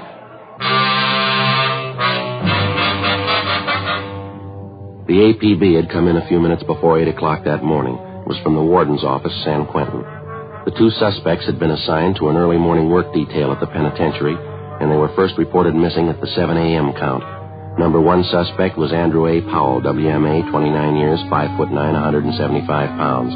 Brown hair, blue eyes, tan complexion. Suspect number two, Bertram O. Selby, WMA, 31 years, 5'11", 160 pounds, blonde hair, gray eyes, tan complexion. Both of them had long criminal records. Both of them had been serving time for armed robbery. They'd used guns before. We figured if they had to, they'd use them again. Before we left Powell's ex-girlfriend, Ruth Thompson, we called the office and arranged for a 24-hour stakeout on her home in case the escaped prisoners returned. We also made arrangements for a stakeout at the downtown restaurant where she was employed as cashier. We passed along the information which the Thompson girl had given us, and a broadcast and an APB was gotten out on the suspects. 4:05 p.m., Ed and I continued making the rounds of all the known friends and associates of the escaped prisoners. We failed to come up with any more leads. 5:50 p.m., we went back to the city hall. Clouding up again, huh? Over there in the east? Yeah, the paper says rain tonight and tomorrow. We can sure use it. Oh, I can't. What's the matter? I haven't had a chance to get the shoemakers yet. Here, look at that. Hole in my shoe. Been meaning to get them half-soled. I keep forgetting. Yeah. Don't tell me that's the only pair of shoes you got. No, I got another pair at home. They're not comfortable, though, not broken in. What's the trouble with this job? What do you mean? Shoes. You get a new pair, start wearing them around, it happens every time. Huh? No sooner get the tops broken in, the soles wear out. It's a vicious circle. Yeah. Hi. What's the word? Oh, hi, Jess. Anything in the book for us, you know? I don't know. I don't think so. I'll check it. How'd you two make out? Any luck? Well, not too bad, Jess. We know Powell and Selby were in town this morning. Good chance they're still here. Mm-hmm. Any kickback on that last all points we got out? Well, nothing so far. Gaffney and Ricketts are running down a couple of possibles right now. One of them might pan out. Nothing in the book, Joe. We're clear. Just saying, Ed, on this Powell and Selby thing, got a couple of possibles we're checking on. Both calls came in the last hour. One was a holdup, Olympic near Vermont. Pawn shop there. 2 men pulled it off, slugged the owner, took clothes, money, 12-gauge shotgun. How about descriptions on the men? Well, they seem to be fairly close. What I got over the phone, Gaffney and Ricketts are out talking to the victim. They took mugs of Powell and Selby along, waiting for their call back now. You said you had 2 calls. What was the other one? 211 and slugging out on Hollywood Boulevard, just above Western. A couple of thieves knocked over a dry goods store. Some take, clothes and money. Descriptions are pretty close there, too. Hollywood division's covering. Waiting for their call back. Does anyone want to smoke? Yeah. Thanks. Here. Yeah, thanks. Thompson girl's the only one who had anything, huh? None of the others could help you out? Yeah, that's about the size of it. Apparently Powell doesn't have too many connections in town. Selby has even less. No more than a dozen names on that list, were they, Joe? Friends, relatives? An even dozen. A couple of bars Powell was known to hang out when he was in town. Checked them out, too. Nothing. Yeah. Well, they sure made a beeline here after they broke Quentin. It's a good 500-mile stretch. If they don't have the connections here to help them, then what's the big attraction? Yeah. They could have some help lined up we don't know about. Somebody to hide them out, keep them in groceries for a while. It's possible they're making a run for one of the border towns, Tijuana, Mexicali. Maybe Powell figured on more help from the Thompson girl. Clothes and money. Enough to get him and Selby over into Mexico, huh? She said all they got was $17. Had to cut corners to make it on that. Robbery, Gonzalez. Oh, yeah, Jack. You sure? Yeah, okay, fine, thanks. Bye. What do you got? Jack Ricketts. He and Gaffney just finished talking to the owner of the pawn shop that was held up, the one on Olympic. Yeah. They gave him a handful of mugshots to check. He tabbed 2 of them, Powell and Selby. 6:30 p.m. A supplementary broadcast and an APB was gotten out on the 2 suspects, and the Record Bureau's photocopy room turned out 2,000 copies of Powell's and Selby's mugshot for distribution. At 9 p.m., a theater on Western Avenue was robbed of $192. Powell and Selby were again identified as the holdup men. The robbery victim, the manager of the theater, said that both men were armed, one with a .38 revolver, the other with a sawed-off shotgun. Neither the manager nor the 2 witnesses were able to tell us how the thieves got away from the scene of the crime, if they were on foot or if they had a car. 11:20 p.m. A hotshot call came through on a holdup at a liquor store and delicatessen down on South Central Avenue. For the 3rd time that night, Powell and Selby were identified from their mugshots as the holdup men. They'd used the same weapons, the revolver that they'd taken from the Thompson girl's home, and the shotgun that they picked up in the robbery of the Olympic Boulevard pawn shop. Again, the victims were unable to tell us how the suspects got away, whether on foot or by car. Midnight, 1 a.m. There were still no replies to supplementary broadcasts and bulletins which had been gotten out. 1:25 a.m. Another hotshot call came through, this time on a holdup and a slugging at the 2050 Room, a small nightclub on West 9th Street. Ed and I handled the call. For the 4th time, the bandits were identified as Powell and Selby, and for the 4th time, they'd made good their escape. We interviewed the manager of the 2050 Room, a Herman Saunders. Quite a few people in here at the time of the holdup, Mr. Saunders? Yeah, good for Thursday night, 30 or 40 anyway. We sure left in a hurry. This is the 2nd time this year we've been knocked over. Insurance company isn't going to like it too much. Well, how much money did they take altogether, do you know? A little less than $600 from the cash register, mostly currency, some rolls of dimes and quarters. Got another $150 from my wallet. That's about it. They didn't take anything from the customers. Are you sure about that identification, are you? There's no chance of a mistake there? I'm positive. I'd know Andy Paul anywhere. I should know him. Like I told you, he worked for me a year and a half. I was here at 2050? Yeah, he worked behind the bar. Good man, too. I don't get it at all. You mean why it went bad? Well, yeah, that, too. What I mean is if you're going to hold up a place, you don't pick a joint where everybody knows you. I spotted Andy as soon as I saw him at the bar. So did a couple of the waiters. He wasn't wearing any kind of a mask? He didn't make any attempt to disguise himself? No, stood there big as life, him and this other fella. Didn't waste any time either. They pulled the guns, lined up everybody in the place, and stood them against that wall over there. Real Wild West style. Took over the whole place. Acted real wild, Andy and this other fella. Must be crazy. Nobody was hurt? Didn't slug anyone? I slapped a few of the customers around. I thought for a while they were really going to get rough. They had us lined up against the wall. Andy was acting tough. Had this knife with him, good 4-inch blade. Went right down the line, jabbing people with it, threatening them. Must be out of his mind. Now, you say he didn't take any money from the customers? Yeah, that's right. They worked it pretty fast. Emptied the cash register, then my wallet. Then they beat it. Never so glad to see anybody go in my life. Well, how'd they get away? Do you have any idea on that? Old guy who sells papers down the corner, he says he thinks he saw a car pull away right after the stick-up. Said it was a blue sedan. Don't know how much stock you can put in it. The old man's eyes aren't what they used to be. Did you know Powell pretty well when he was working here, Mr. Saunders? I mean, did you know any of his friends, people he used to run with? No, I didn't know him that well. He worked for me, that's all. I still have his old address, the place he was living when he worked for me. I can get it if you want. Yeah, if you would, please. Sure, no trouble. I just don't get it. Don't get it at all. Of all the joints in town he could have held up, he had to pick mine, the one place he'd be recognized. You think he'd have better sense, wouldn't you? You'd think so, yeah. How'd they ever hire a guy as dumb as that Powell, holding up the place he worked for? Biggest mistake he ever made. No, he made a bigger one yesterday. Yeah, what was that? When he broke prison. 2:05 a.m. Further investigation at the scene of the latest holdup failed to turn up any new leads. While Ed and I checked on Powell's former address, which we'd gotten from the owner of the 2050 room, Gonzalez, Ricketts, and Gaffney continued checking the immediate neighborhood. In addition, a special detail from Metro Division was sent in to cover the entire area. The suspect's former address turned out to be a rooming house up on West Temple Street. The landlady remembered Andy Powell, but she had no forwarding address on him, and she could tell us nothing about his former friends and associates.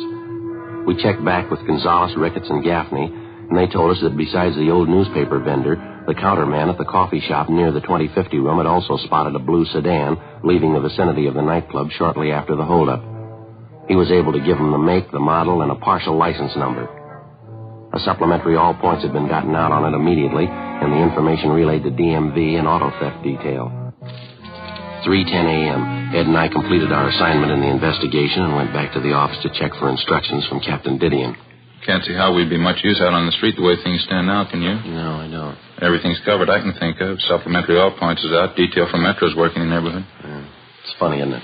What's that? Well, this Andy Powell going back to that place he used to work and holding it up, that doesn't make any sense at all, does it? That's for sure. Must have known somebody was going to recognize him. Couldn't have been a coincidence. Well, there's only one way I can figure it. They don't care, either one of them. They got their money now, a car. They both got guns. They're out to go as far as they can. Oh, hi, Jess. Hi. You just get back in? Yeah. Hi, Joe. Hi. You as tired as you sound? Worse. Fair piece of news, though. Yeah, what's that? Powell and Selby, they just found their hideout.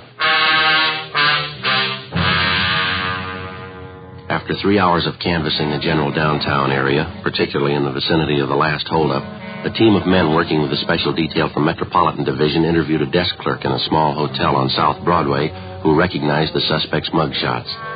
The two of them had registered early the morning before under the names J.E. Dennis and Harold Thompson, both from Fresno, California. The hotel room was searched, and 2 San Quentin inmate uniforms were found stuffed under the mattress of the bed. After the room was processed for fingerprints, there was no doubt that the recent occupants were Powell and Selby. The clerk had no idea when they were supposed to return. The hotel was staked out immediately, and the citywide search for the escaped prisoners went on. The following day, Thursday, October 7th, 11:30 a.m., still no sign of the suspects, no further reports or leads as to their whereabouts. The search went on. Ed and I signed back in at the office. 10 minutes later, a long-distance phone call came in for us. When was that, Mort? What's that? Yeah, close enough, right? We'll let you know, yeah. Bye. Mort Gear down to San Diego. Yeah, what do you want? One of the traffic officers was checking a car about 8 o'clock this morning, 586 parking. Blue sedan, fits close to the description of the escape car. Well, it's a pretty common model, isn't it? Did he say anything else? Traffic man checked the inside of the car, glove compartment, found half a dozen rolls of dimes and quarters, same name stamped on all of them. Yeah. 2050 room.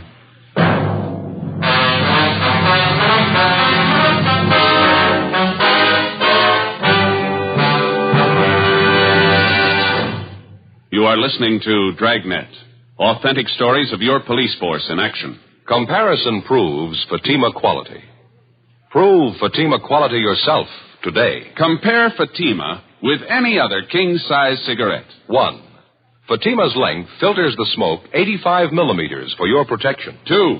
Fatima's length cools the smoke for your protection. 3. Fatima's length gives you those extra puffs, 21% longer than standard cigarette size. And in Fatima, you get an extra mild and soothing smoke, plus the added protection of Fatima quality. Friends, to show our confidence in Fatima, we make this money-back guarantee. Buy a pack of Fatimas. Enjoy Fatima quality, extra mildness, and superbly blended tobaccos.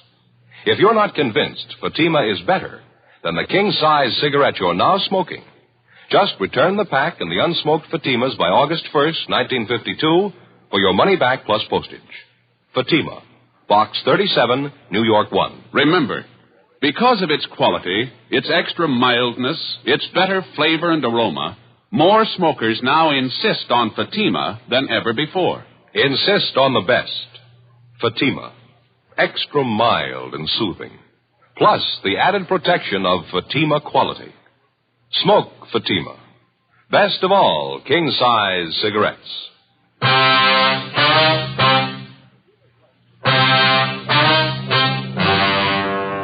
October 7th, Thursday, 1 p.m. After we got the report from Lieutenant Mort Gear that the escape car, along with a few dollars of the stolen money, had been located in San Diego that morning, Ed and I had a meeting with Captain Didion. It was beginning to look like our first hunch was right. Powell and Selby's 24-hour campaign of holdups in the Los Angeles area had netted them a fresh change of clothes and more than enough money to live on for a while.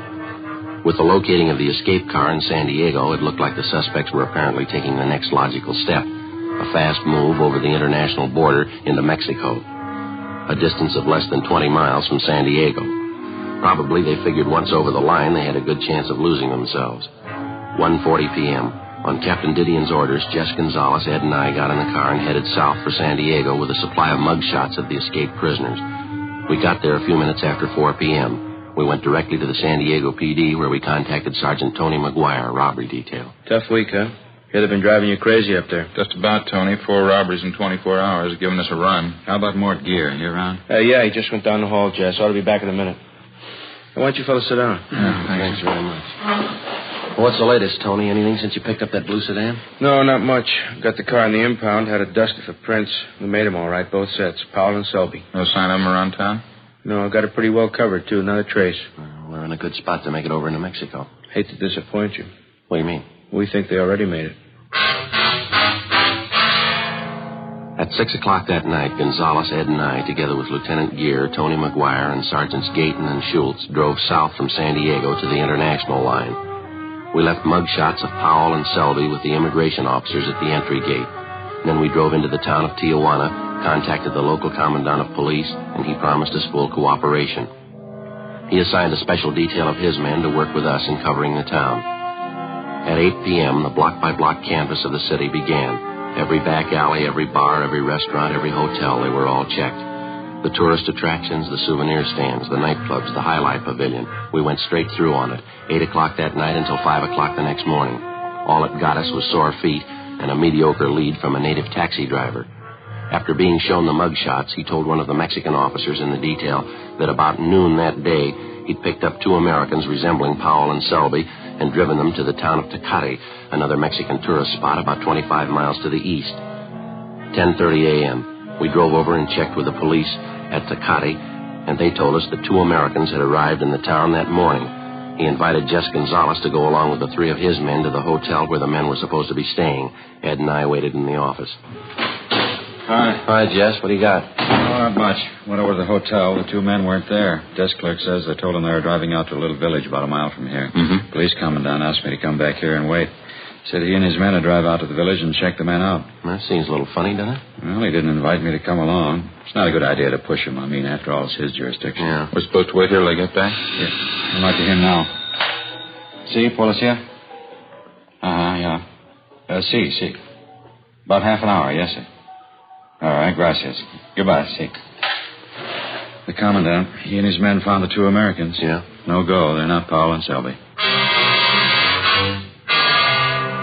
Half an hour later, the police commandant of Tecate returned to the station along with his men and the 2 American tourists in question. One look at them, and we knew we'd made the trip from Tijuana for nothing. Except for their build and the color of their hair, the 2 Americans bore little or no resemblance to Powell and Selby. 2:30 p.m. We headed back for Tijuana, and we checked in with Mort Gear and the rest of the men. While we'd been gone, they'd chased down half a dozen leads, but none of them had panned out. The rest of the afternoon, we covered the racetrack at Agua Caliente and distributed mugshots of the suspects to all track police officers. The mutual windows were covered and also the foreign book. No luck. The 6 of us took time out for a bite of supper, and we talked it over. Logically, the next place in line to cover was either the fishing town of Ensenada on the coast or the city of Mexicali further inland. We decided to try Ensenada first. 7:30 that night, we checked in at the Ensenada police station where we met with the local sub-commandant, Pedro Martinez. Like the other commandants in Tijuana and Tecate, he offered full cooperation and gave us a special detail of men to aid in the search. We gave him a supply of mugshots of the 2 convicts to distribute among his men. Here you are, sir. These are pictures of one of them, Andrew Powell. This one here is the other man, Bert Selby. All right, thank you. Juan? Juan! Sí. ¿Qué es? These pictures, Juan. Criminals. They're for distribution to the men, 1 each. Sí. ¿Estos son los hombres? Sí, ¿por qué? Un momento. Sí. Excuse me, officers. Yeah, sorry. Go ahead. ¿Qué pasa? Joe, what is it? What's got me? I don't know. See the look on his face when the chief showed him the mugshots? He's got something on his mind. Let's wait a minute. Officers, I hope you will excuse me. Yes, sir. Anything wrong? My assistant, Teniente San Felipe. He says he knows the pictures of these men. Oh, how's that? He says he saw these men this morning here in Ensenada. You ain't sure about that, is he? Yes, sir. He says he's sure. He says the 2 men were here last night, right here in the station. You mean your men booked them in? They committed some kind of crime? Oh, no, sir. They came in to report a crime. 8:20 p.m. On further questioning, the assistant to the Ensenada Commandant of Police told us that the night before, 2 men answering Powell and Selby's description had come in to file a complaint at the Central Police Station. They charged that they'd had their pockets picked at a local bar while they were under the influence of alcohol. The 2 complainants, who matched Powell's and Selby's descriptions perfectly, signed themselves J.E. Dennis and Harold Thompson, both from Fresno, California. The same names and addresses that had been used by the occupants of the Southside Los Angeles hotel room where the discarded prison uniforms had been found a day and a half before. After a brief talk with the police commandant, he dispatched a special detail to go out and pick up the 2 men registered as Dennis and Thompson at a motel near the south end of the city. At the commandant's request, we remained at the office. 9 p.m., 9:30. The detail assigned to the job returned, but with only one of the suspects with him, Andrew Powell. While resisting arrest, the other suspect, identified as Selby, received a cut forehead and was being taken to a local clinic for treatment. The commandant briefed us on what had happened. Their rooms were searched, Officer Friday. Some money was found, also 2 guns, a revolver, a shotgun. Here they are. All right, thanks very much, sir. Paul, how about it? You ready to cop out? What are you talking about, cop out? What'd you guys come all the way down here for anyway? You can't touch us. What makes you think we can't? You can't, that's all. You know better. You can't arrest us down here. No jurisdiction. We didn't arrest you, Powell. The Mexican officers did. Okay, fine. Now, how do you expect to get us out of Mexico? Guess again, copper, you know you can't do it. You haven't got the right to. Maybe. You want to tell us where you have the loot? The money you took in those holdups? Why should I? Look, why don't you admit it? We got you beat. We got over the line. You can't touch us down here. I don't bet on that, mister. Commandant? Yes, sir? You want to tell them how it stands? I will see that the general in charge of the Northern District is notified in the morning of your case. He will see that you and your partner are deported. What are you trying to pull? You can't do that. You know it. It's illegal. So's robbery, Powell. Come off it. Doesn't make any difference. You can't touch us in Mexico. It's against the law. You can't touch us. A popular misconception, Mr. Powell. I'm afraid you have made a mistake. If you like, you can pass the word. How long would it be for us to receive the prisoners at the line, sir? I don't know. A long time, I think. Maybe as long as 1 o'clock tomorrow. You know, you can't do this. You'll never get away with it. I know a lawyer in Tijuana. I'll get him to straighten it out. You understand, Sergeant, we can't hand these men over to you now. But if you will be at the international border at 1 o'clock tomorrow, I'm sure they'll be crossing over. You can't do this. It's illegal. You know you can't. We're going to try. Wasting your time? Why don't you admit it? You can't arrest us. We got over the line. We got you beat. You can't arrest us, and you know it. You know that, don't you? There's only one thing I know for sure, Powell. Yeah? San Quentin. You got out, and you're going back.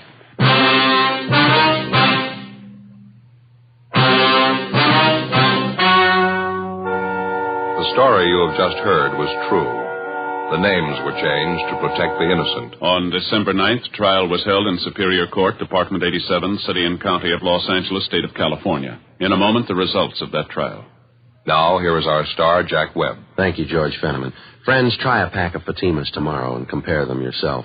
We're so sure that you'll enjoy Fatima's extra mild and soothing smoke that we'll give you your money back if you don't enjoy Fatima more than the king-size cigarettes you've been smoking. Now, in my opinion, nothing proves our confidence in Fatima more than that. So buy a pack tomorrow.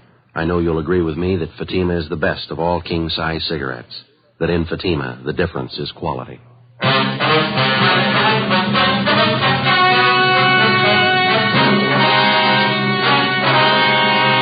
Andrew Powell and Bertram Selby were deported from Mexico as undesirable aliens and turned over to U.S. authorities at the international border. They were immediately arrested by police officers on the American side and returned to Los Angeles for trial. They pled guilty to 4 counts of first-degree robbery and received sentences as prescribed by law. First-degree robbery is punishable by a prison term of from 5 years to life. After being returned to San Quentin, Powell and Selby were filed on, tried, and convicted of escape. Both of them are now serving life terms in Folsom State Penitentiary, Represa, California. For their cooperation in preparing tonight's broadcast, Dragnet wishes to thank Chief of Police Adam E. Jansen and the San Diego Police Department.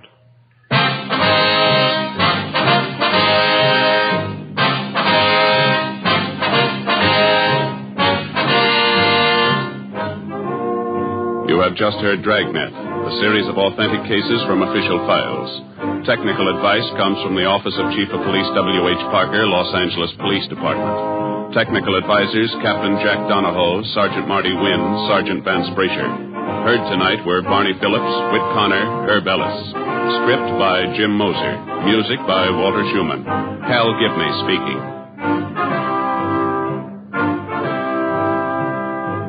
Fatima Cigarettes, best of all king-size cigarettes, has brought you Dragnet, transcribed from Los Angeles. Now it's Counter Spy on NBC.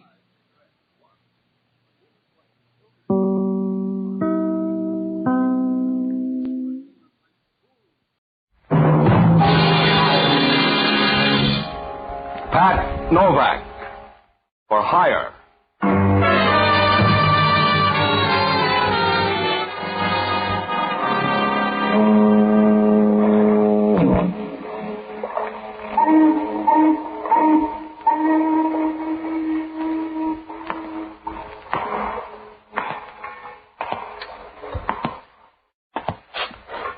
Sure, I'm Pat Novak. For hire.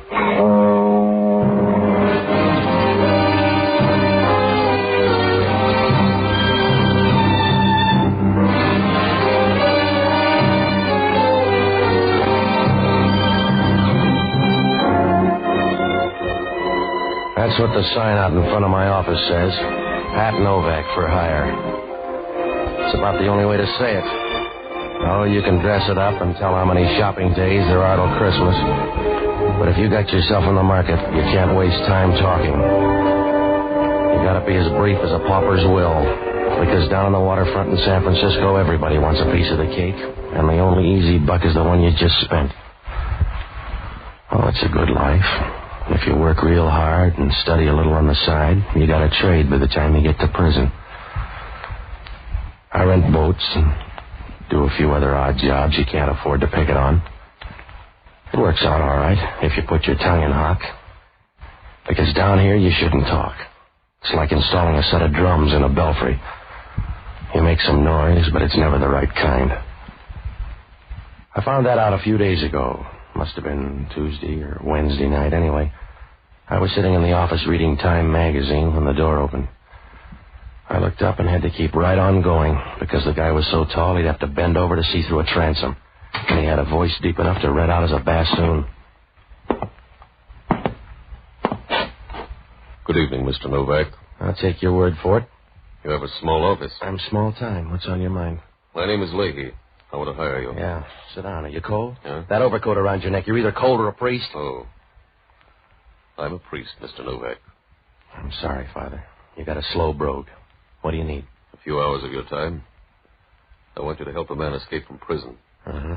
Father, you'll never get along with the bishop. Mr. Novak, in a curious way, this is an errand of mercy. Well, this isn't my year for mercy. I'm sorry, Father. Maybe you don't like to hear it that way, but if I got the right fee, it wouldn't be mercy anymore. When I say it's an errand of mercy, that's what it is.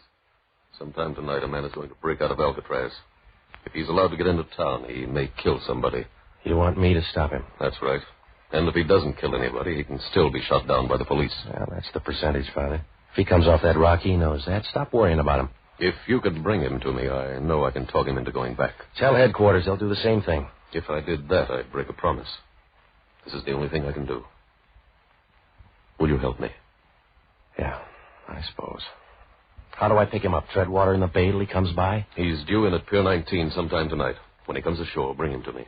I'll be waiting at the ferry building. Yeah, well, suppose he doesn't want to come. Suppose he wants to party. How am I going to get him there? I don't ask you how to say the beads.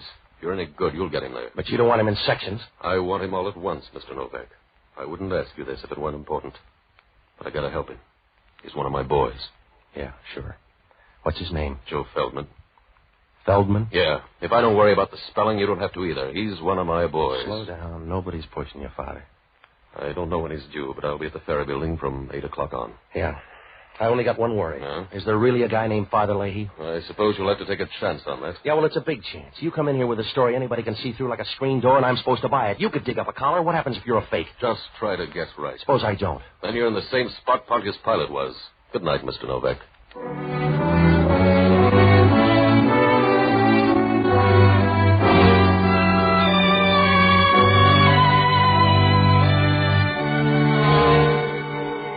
Whoever Joe Feldman was, he had a good friend. Because when Father Lahey walked out of there, I knew he was all right. You could tell without even testing him. The way when you pick up a pool cue, you know right away whether it's any good or not. He stood at the door for a minute, and then he walked out. And you got a funny feeling that he didn't walk into the night, that he was big enough to wrap it around his shoulders and take it with him. I got a last look at him as he turned the corner under a street lamp. He looked even taller now, and you knew if somebody stood him in an oil field, you couldn't tell him from the rest of the derricks. Well, I made a couple of phone calls, and then I closed shop and went down to the end of Pier 19 to wait. The bay looked as dark as a bruised crow. The fog was beginning to drift in over near the piers. By 9 o'clock, you couldn't see a thing. You felt like a guy trying to shave in a bathroom full of steam. I was about 30 feet from the end of the pier when a small boat pulled in and let somebody out. I was sure it was my boy, so I moved behind a shed and waited. The boat pulled away, and the guy started down the dock. I waited until he moved past me. Oh, I'm sorry. You ought to be glad. How's the rock? Huh? You lonely, mister? What do you care? If you ever buy a beer and talk to the bartender, I'm busy. All right, you're tough, Feldman. Let's go now. You got dates for us? You're going to see Father Lahey. Come on. Oh, you doubling for Gabriel? Leave me alone, mister. I don't want to go. Now, look, Junior, if we draw straws, you're going to get the short one. Oh. That's supposed to be a gun in your pocket? Well, you get a chance to find out. That's what I'm going to do, because I have one, too. If it starts to hit your stomach, back down. Now, where's yours, Mr. Timid? It's a bad night for bluffing, so goodbye. Yeah, come here. Go easy, fella. It's a big one. Well, you can let go easy then. Come on, drop it. Drop it in the water. Let go. Now, you want to start again? No. All right, I'll see you, man, Lahey. I got to make a stop first. Make it after. It'll take 5 minutes. Look, mister, if you want to do it the easy way, let me make the stop. You go with me. All right, 5 minutes, and then you see Father Lahey. Suit yourself. I doubt if I'll make heaven, but if you want to run interference, it's all right with me. If you need the credits, you need the credits.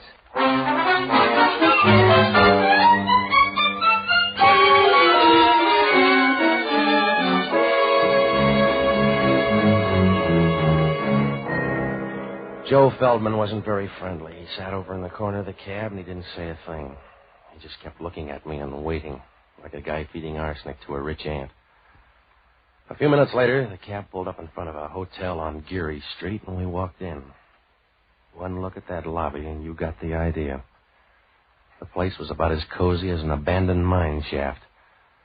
Over by the wall, there was an old mohair couch, and the legs on it were so warped pretty soon it was going to look like period furniture.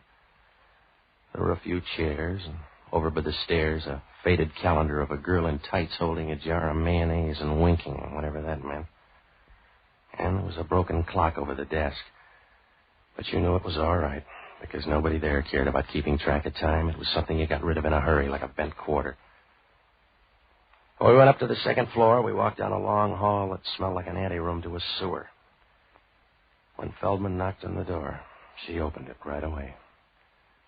The room was full of taboo.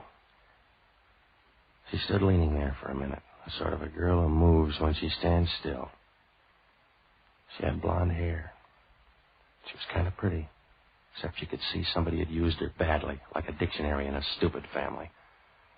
Feldman seemed to know her. Hello, Ann. Well, the harvest hands arrive all at once. Yeah. It's good for the crops, but tough on a woman. Come in. Who's your friend? A missionary, I guess. He grabbed me down by the docks. Does he talk or just stand there looking healthy? He growls a little.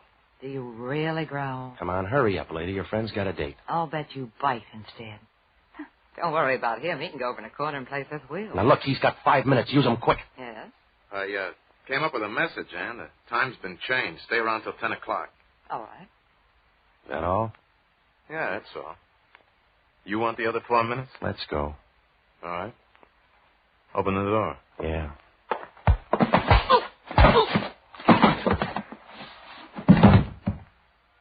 You didn't open it fast enough.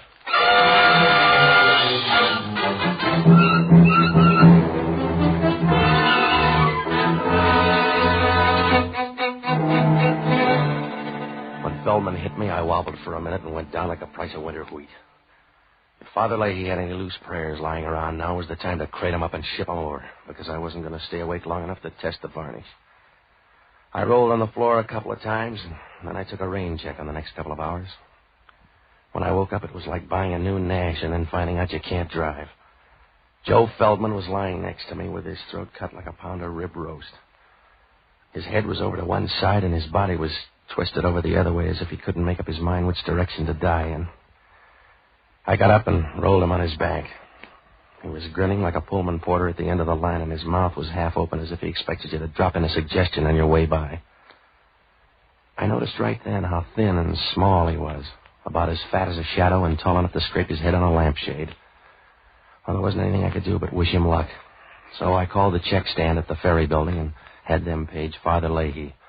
About 2 minutes later, he answered. Hello? Father Lahey? This is Novak, Father. Yes? Call in the outfield. Your boy's dead. I see. What happened? Somebody didn't like him lots. I wasn't around for the main event. Where are you, on the pier? No, I'm in some cave up on Geary Street. He wanted to come by here first. Father, who's Ann? I don't know. Has Feldman got a girlfriend? He's got 2 sisters, I think. One of them's named Ann. A tall blonde with lots of speed? That's your definition, but it'll probably do. She was around for a while, in case you ever want to check. What are you going to do? Get on the back stairs and pretend I never heard of Joe Feldman. I'm sorry, Mr. Novak. I'm sorry it worked out that way. So am I, Father. If you liked him, I'm sorry. He may have been a nice little guy. Huh? Oh, I could do without him, but if you like it, I'll say he was a good little guy. How little?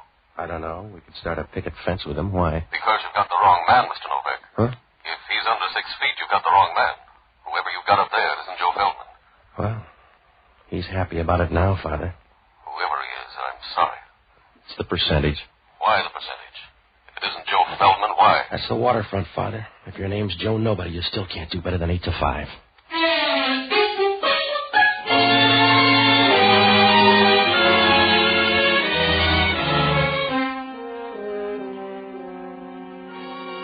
At least Joe Feldman was smart.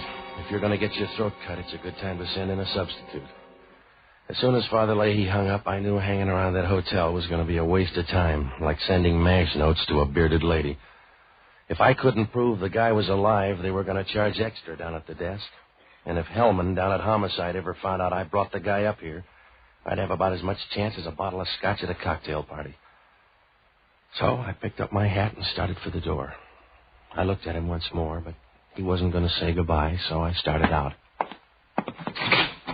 Whoa. Oh. Hello, Hellman. Expecting me, Novak? No, I'd have rolled him first. Yeah. Invite me in. Crash the party, Hellman. You'll be more at home. All right. He sure looks lazy. Who is he? He's supposed to be Joe Feldman. But Feldman let him do the hard work. They must be good friends. You better check. I don't know the guy. Yeah, help me roll him over. There. Here's his wallet. You let me have it. You're going to break your fingernails. Give it here. All right. Yeah. No money in here. You're going to drop the case? Here's his card, Mike Greeley. Oh. Didn't he like you either? You're wearing out the rug, Hellman. I don't know the guy. You brought him up? I checked at the desk. Well, check on who left then. I brought him up here on a phony lead. Why? Because I was hired to tow him around. He liked the room, so we dropped by. And he cut himself shaving? I wasn't around. There was a girl here for the handshakes. Oh. What kind of girl? I don't know, Hellman. How many kinds are there? Her name was Ann. She had a fast pulse. That's all I know. You must know more than that. If you don't, you'll never get a lawyer. I won't need one. You'll save money at least, because you got a real hole this time, Novak. We get a phone tip and find you in the murder room. You got half a story, Hellman. I know, but I'll get the other half. Until then, you're under technical arrest. It's practically the real thing. You got a technical head, Hellman. I wouldn't tip myself off. Somebody else would. Walk around, Novak, and tire yourself out. Because you'll wind up sitting down. In the meantime, I'll have you tailed. Your men couldn't follow a moose through a revolving door. Now, look, Hellman, I'm going to double back. This guy's a phony lead. I was supposed to meet a guy named Joe Feldman, but he never showed up. He didn't? No. I got a dead copper to prove he did. Your boy Joe Feldman killed a sergeant named Grubb at the Gold Rush Club a half hour ago. You better start that walk, Novak.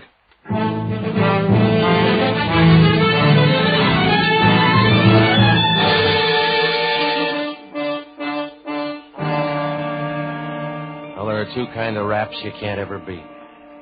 Cheating a woman with kids and killing a copper. So I knew Joe Feldman could put in for reservations right away. And I knew Hellman would stay with him like a February cold. He'd stay with the whole thing, and I'd have a real tough time explaining. I couldn't explain it to myself. What about the message up in that room? Why did the little guy tell Ann to stay until 10 o'clock? Why did he get off at Pier 19 instead of Joe Feldman? Once he got there, what was Feldman doing at the Gold Rush Club, and why did they spot him so fast? Well, it pointed to one thing, a police tip-off, but that's as far as I could go. On the way down, I stopped at the desk, and I asked the clerk to see the register. He pushed it over toward me. It was a dirty brown thing that looked like an old tortilla somebody had left behind. It didn't do any good. The registration was a phony. Well, I had to do something in a hurry, so I looked up the only honest guy I know, an ex-doctor and a boozer by the name of Jocko Madigan. He's a good man, and he used to be a smart one, too. And still he started chasing a jigger of beer with a glass of whiskey. I finally found him in the Pied Piper room arguing with somebody about the words to Annie Laurie. Ah, Patsy. A drink for Mr. Novak. Something cheap but impressive. Oh, stop it, will you, Jocko? Are you going to be drunk all your life? Yes, it's only a matter of willpower, Patsy. I'm probably the only man in the world who intends to carry a hangover into eternity. Well, stop long enough to give me a hand, will you? I'm in trouble. Of course you're in trouble. You'll always be in trouble because you can't recognize it, Patsy. You're fuzzy, Jocko. You have the social outlook of a bull with a hot foot, and there's no hope for you because if from time to time a moral feeling does sweep over you, you mistake it for influenza and go to bed. All right. Oh, you try hard enough. You go through the motions, Patsy, but you never get anywhere. You go stumbling through life doing a tight wire act on a rubber band. You're always in the middle. Will you listen to me? It's because there's no variety in your life. You won't allow it.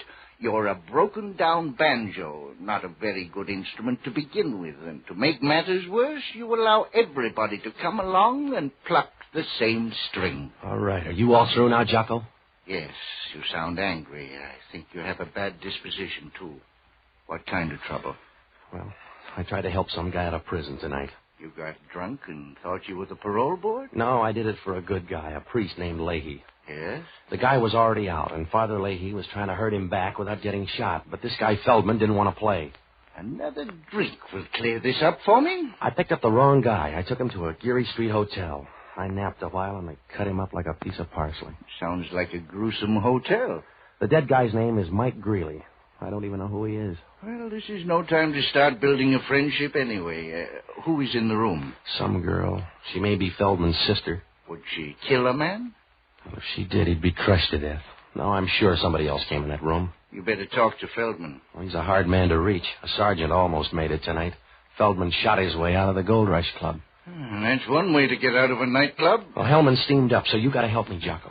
You'd better look up Father Lahey. You'll probably be electrocuted, and if you are, he may have some drag. I want you to go down to the Chronicle morgue and pull the clips on Joe Feldman, will you? Get everything you can, and then hit the horse parlors.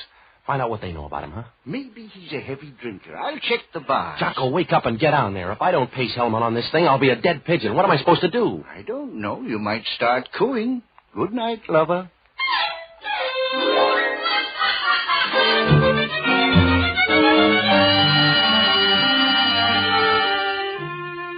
Well, as soon as I left Jocko, I went down to the Gold Rush Club on O'Farrell Street. It was a little nightclub where they charge 80 cents for a drink of whiskey that'd kill a redwood.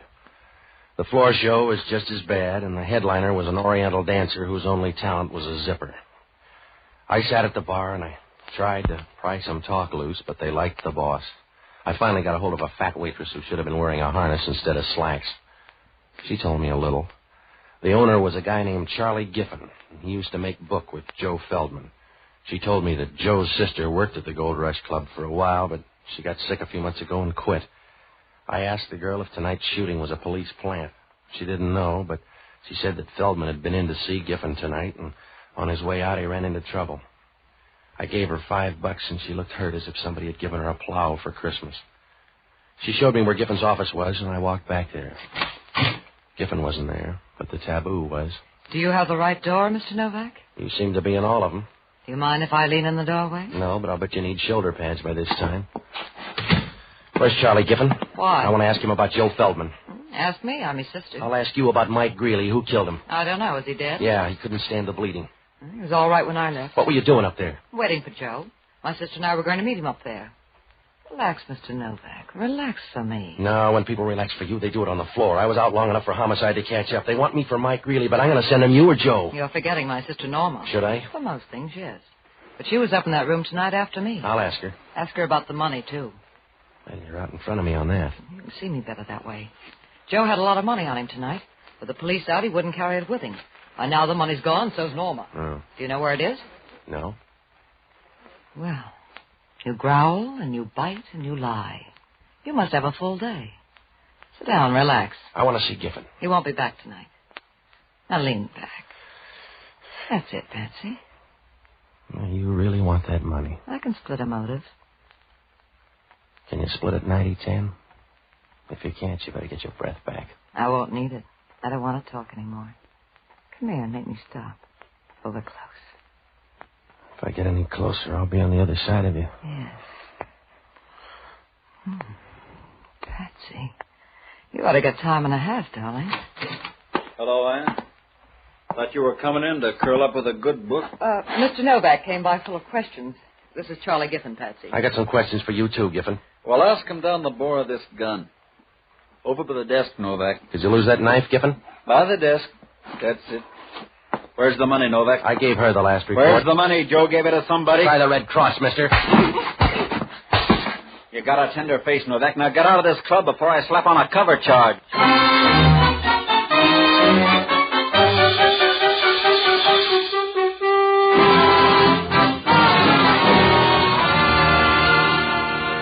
Oh, I was getting sick of tonight.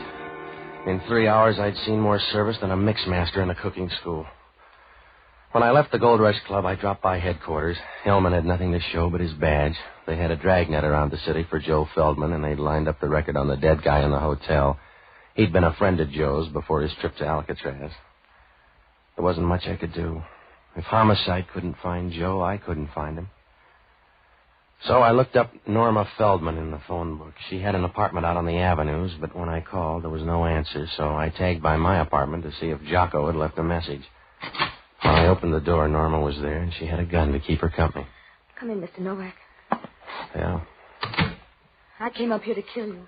Well, if you're Norma, the rest of the family's ahead of you. What's happened to my brother? I don't know. Please, what's happened to him, Mr. Novak? Well, if he killed a cop, he's hiding out. I know he didn't mean to do that, Mr. Novak. Joe's not that way. Somebody told the police he was going to be there. That's why I came up here to see you. Oh, put down the gun, huh? You can't shoot through the tears. Mr. Novak, if you know where he is, tell me. Make him give himself up. Make him stop hiding like a small, frightened animal. He looked big to that copper. Please. Please find him. Yeah. Hello, this is Jocko. Yeah. You sound ruffled. Joe Feldman's sister just walked in to kill me. Don't argue. It's the best offer you've had. What'd you find out? Feldman has two sisters. I know. They both go to pieces. The Gold Rush Club is owned by Charlie Giffen. He owed Joe Feldman $2,000, and the horse people say Joe collected it tonight. Well, that fits in, Jocko. Everybody in town's after that dough. They'll have to look some more. I'm out on Arguello Boulevard. Homicide just fished Joe Feldman out of the gutter. If homicide finished second, he was a lucky guy. He didn't have the dough on him? No. Well, he stashed it somewhere. Then he left it with a woman. Yeah? Because he's got a woman's compact in his pocket. You better hit the sister's place. How do we know he got it there? A woman's compact? If he didn't get it there, Alcatraz is getting too social.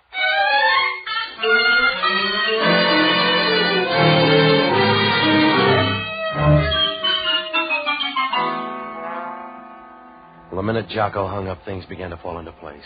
But I knew the last piece was going to pinch somebody hard. If the Feldman blood was going to turn bad, Father Lahey was a good man to send in, so I called him. He was out, but I left word for him to get out to Norma Feldman's apartment. Norma and I left, and on the way, we picked up Hellman. When we got out to her place and started up the stairs, we could hear people moving above. There was no point in trying to keep quiet. because Hellman was creeping up the stairs like a stallion with a broken leg. Yeah, if you got a bomb, touch it off, too, huh? Well, open it, Hellman. Hello, Novak. Did you find the dough, Giffen? You mean my stolen dough? Yeah. Come on, eh? No, you and Ann better wait. This is Hellman from Homicide. We're leaving. You better move, Novak. Not until you settle a murder rap. Can you pay it off that fast? I can do it on the way to the door. Oh, wait a minute. Point the gun at Hellman. He's official. I can tag you both, so move away, you too, Norma. Ann and I are leaving. Look, Giffen, Homicide gobbles up nightclub big shots like you. You're nothing to me, copper. Move away. You got the hammer. Use it and come on through. All right, I will, copper.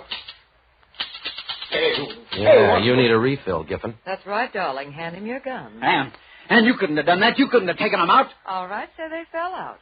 You better take him for murder, Hellman. You little bum. That leaves you all the money. I can spend it, darling. Well, you better do it fast, then. Grab him, Hellman. Yeah, I got it. You can book him for both murders. My Greeley and my brother. I'll testify and I'll ride there in a cab on your dough, Giffen. Yeah. Are you going to pose or take me, Hellman? If you're anxious. Sorry about you, Norma. You get nothing out of this, but that's better than I got. Goodbye, Ann. Lots of luck. Thank you, darling. You know what kind. I hope you rot. Come on, Hellman. I'm ashamed of you, Ann. Leave me alone, Norma. I'm ashamed of you, Ann. What you did to Joe, I'm ashamed of. Leave me alone, Norma. I'm sick, you know that. I didn't know how it was going to work out. Oh, Joe was trying to help you when you got greedy. He was trying to help you. That's the only reason he came out. You let this happen. I told you I didn't know how it was going to end. I thought they'd get him and take him back again. There's no good in you, Ann. They couldn't find good in you anywhere. You let that happen to Joe. You stood by and watched him walk into something like that. All right, I stood by. What can we do about it now except weep, and that won't help him. But hating you will. That'll help Joe a little. I'm here at least to hate you for the short time left. Please, Norma. Giffen told you to spend it fast. Well, you better spend it fast. Ask him at the hospital if that isn't so. What do you mean? Ask him out there what you've got. They told you. You ask them what you've got. Ask them what's tearing you to pieces. Ask them, they'll tell you.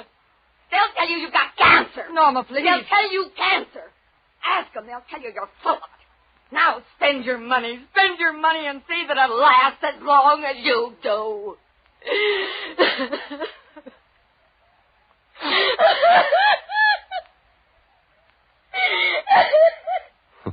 Goodbye, girls.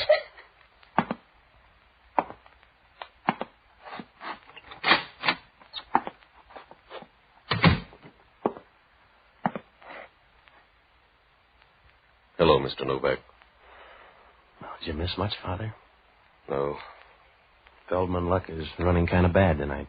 It does for some people, I guess. All they get is unhappiness. They wear it the same way you'd wear a sports coat, only they never seem to get a new one. I'm sorry about tonight, Mr. Novak. I'm sorry it's not a smoother world. Yeah. But if it were, you'd be out of a job, Father. See you later.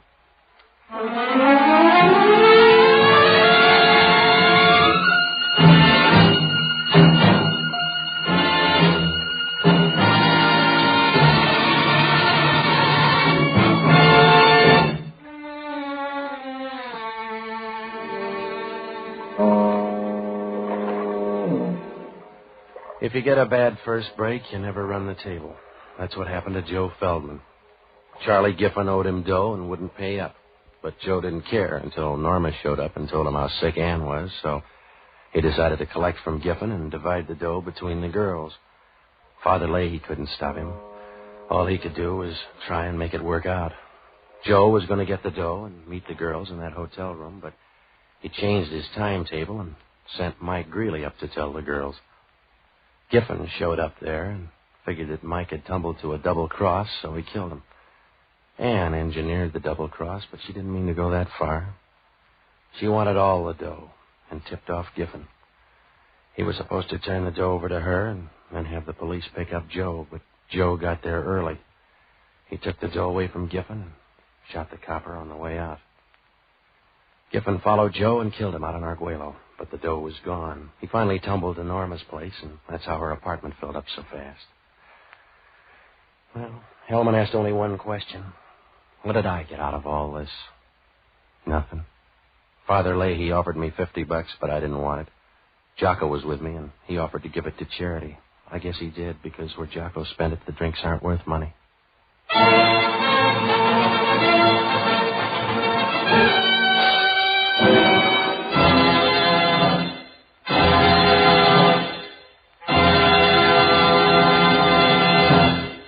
Hot Novak for Hire was previously released by ABC, the American Broadcasting Company, for listeners in the United States, and rebroadcast for our men and women overseas.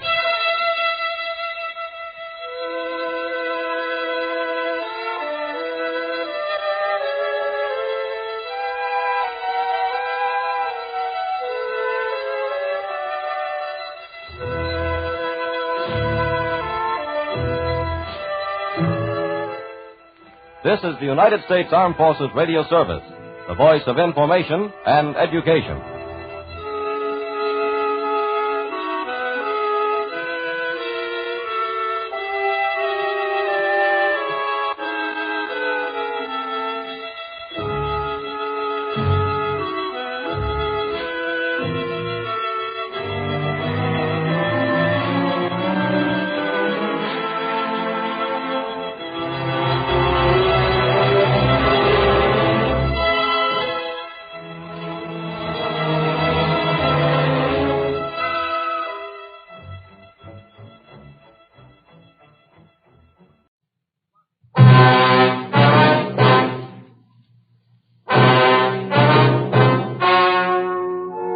The story you are about to hear is true. The names have been changed to protect the innocent. Fatima Cigarettes, best of all king-size cigarettes, brings you Dragnet on both radio and television.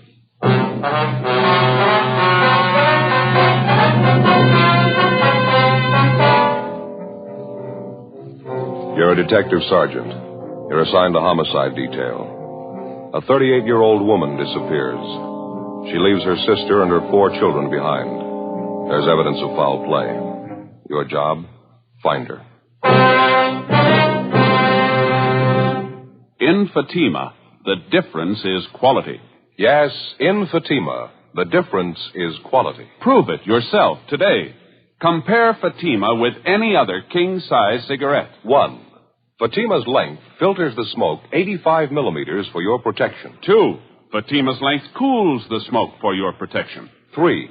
Fatima's length gives you those extra puffs, 21% longer than standard cigarette size. And in Fatima, you get an extra mild and soothing smoke, plus the added protection of Fatima quality. Definitely the best quality in its class, but the same price as the cigarette you're now smoking. Buy Fatima in the bright sunny yellow pack. Best of all, king-size cigarettes.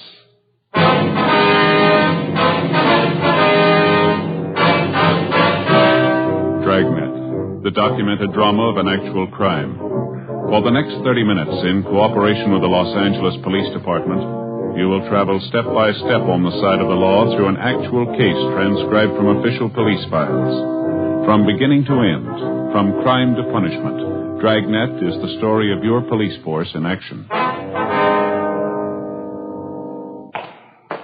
It was Monday, June 3rd. It was overcast in Los Angeles. We were working the day watch out of homicide detail. My partner's Ed Jacobs. The boss is Thad Brown, chief of detectives. My name's Friday. I was on the way back from communications, and it was 8:15 a.m. when I got to room 42. Homicide. Joe, what's doing? Hi, Brian. You seen Ed? Went down the hall a minute, said he'd be right back. Oh, thank you. I don't see anything in the book. Nothing new, huh? Not much. Pretty slow. How's your mother, Joe? Heard she wasn't feeling too well. No, she's not, as a matter of fact. Doctor says it's anemia. It's going to take a little time to get over it, I guess. No, sorry to hear it. I got to do some checking down at the auto desk. If I get any calls, have them switch it down there, will you? Yeah, I sure will, Brian. Thanks. You betcha. Oh, excuse me, Ed. Pardon me, Tom. Hi, Ed. What'd they give you? Missing report, woman. How about the mail? No, it's nothing. Is that the missing report there? Yeah, it's all here. Some woman out on 64th Street, name's Rose Baker. She's been gone about a week. Mm-hmm. Last seen Tuesday, May 27th, 10 p.m. Who's this that made the report? Carl Shelton? Who's he? It's her boyfriend. Miss Baker's husband died about 5 years ago. She's been running around quite a bit since then. Had a lot of man trouble. Well, she disappeared before then, huh? Yeah, half a dozen times. Never been gone this long, though. Holmes took this report from Shelton. He gathered Miss Baker's not too stable. She's known to drink quite a bit. Doesn't seem to care anything for her home or kids. Yeah, I see it here. She has 4 children. They're living with her aunt, Mrs. Baker's sister. It's kind of a funny arrangement, isn't it? Yeah. Baker woman packed her bags and walked out of the house about a year ago. Her sister's been taking care of the kids ever since. Mother comes back for a visit once in a while. Mm-hmm. This address we've got on Mrs. Baker, it's the same address as her boyfriend, Carl Shelton. Yeah, that's right. They both have apartments in the same building. Is this a recent picture of Miss Baker? Supposed to be, yeah. It's a nice-looking woman, huh? Yeah. Sister's listed here as the last person who saw her. Well, how's that? Baker woman still wasn't living at home, was she? According to the sister, Mrs. Baker came over to the house to see her the night she disappeared, sometime around 8 o'clock. 2 of them had some business to talk over. Seems the sister had a check for $400 she got from selling some furniture. Claimed the kids had been sick. She had doctor bills to pay. You mean Mrs. Baker's sister took care of things to that extent? Apparently. Anyway, after the sister got the check for selling the furniture, Miss Baker wanted half the money. Sister said that's why she came to see her that night. 2 of them got in the car and went out to find somebody to cash the check. You want a drink of water? No, thanks, Sam. Where do you get a $400 check cashed at 8 o'clock at night? Would you know? Yeah, Sister said Miss Baker knew somebody who'd cash it for him. Turned out the person couldn't cash it. Sister stopped at a bar for a glass of beer. Mrs. Baker took the car and went to look up somebody else she thought could cash it. That was it. Mrs. Baker hadn't been seen since. Who was this somebody else? No idea. Sister claims she doesn't know. Mrs. Baker didn't tell her. Sounds like Mrs. Baker wanted the whole check, wouldn't you say? That's what the sister figured when Mrs. Baker didn't come back. She finished the glass of beer, left the barn, started walking home. 2 blocks from the house, she found her car parked. No sign of Mrs. Baker. Car keys were in the glove compartment, so it's a sister's share of the money, $200 in cash. Well, how about the firm that issued the check? They get it back canceled? Yeah, a couple of days ago. Mrs. Baker's endorsement on the back. Sounds pretty wild, doesn't it? The whole thing does. Talked to half a dozen people who saw Mrs. Baker that night. None of their stories jibe. What do you mean? Her boyfriend, Carl Shelton, he claims Mrs. Baker told him she was going out of town for a few days with a girlfriend. They check it out? Yeah. Girlfriend didn't know anything about it. Then they talked to a woman who works with Mrs. Baker. She says, yeah, the Baker woman was planning a trip. Mrs. Baker mention anything about it to her sister? No. Sister says Mrs. Baker told her just the opposite. Said she was getting out of her apartment into a new place. She was going to spend the next couple of days moving. They checked the boyfriend, Shelton. Said if Mrs. Baker was moving, it was news to him. Well, either she's a liar or one of her friends are, huh? It's all bollock stuff. No 2 stories anywhere near alike. What do they figure for a motive? They got a line on anybody who might have wandered out of the way? Big field to pick from. She fought with Carl Shelton. She fought with his sister, some of the people she worked with. She had 3 or 4 other men around town on the string, too. Any one of them could have wanted her out of the way. All her relatives have been checked out, and all her friends, places she'd be most likely to go? All checked. Not a trace of her, nothing. Yeah, I guess we better start moving on it. A lot of ground to cover. See if we can't straighten out some of those stories. One thing's sure. Somebody's lying. 8:35 a.m. Before we left the city hall, we checked with Sergeant Holmes and Missing Persons, who'd taken the report on Rose Baker's disappearance. He had nothing to add to what was in the report and what he'd already told Ed. First on the interview list was the sister of the missing woman, Bernice Marin. She was employed as a saleswoman for a grocery supply firm. We called at the home where Miss Marin lived with her 4 nieces and nephews, but there was no answer. The next-door neighbor told us that Miss Marin was working, that she usually didn't get home until 4:15 or 4:30 in the afternoon. In the meantime, we figured we might as well check the next name on the list, Mrs. Baker's boyfriend, Carl Shelton. We'd already checked him through R&I, and he had no record. We drove out to his address, a 3-story apartment house on 64th Street. Shelton's apartment was on the main floor rear. He answered the door in his bathrobe and slippers. He told us that he was employed at one of the local oil refineries, and that this particular week he was working the graveyard shift, 11 at night until 7 in the morning. He showed us back to a small kitchen at the rear of the apartment. While we questioned him, he fixed a percolator of coffee and put it on the stove. You're sure about Mrs. Baker's plans, are you? She never mentioned anything to you about moving out of the apartment house here? No, never. Somebody's handing you a line there. If Rosie was going to move, she'd tell me about it. Just a minute, I got to get that coffee. It looks about done. You fellas want some Java? Got a whole pot full here. No, thank you. How long did you say you've known Mrs. Baker? Oh, about a year and a half. We got along pretty good. Did right from the start. Sure don't understand her taking off like this. Miss Baker ever talk to you much about the family?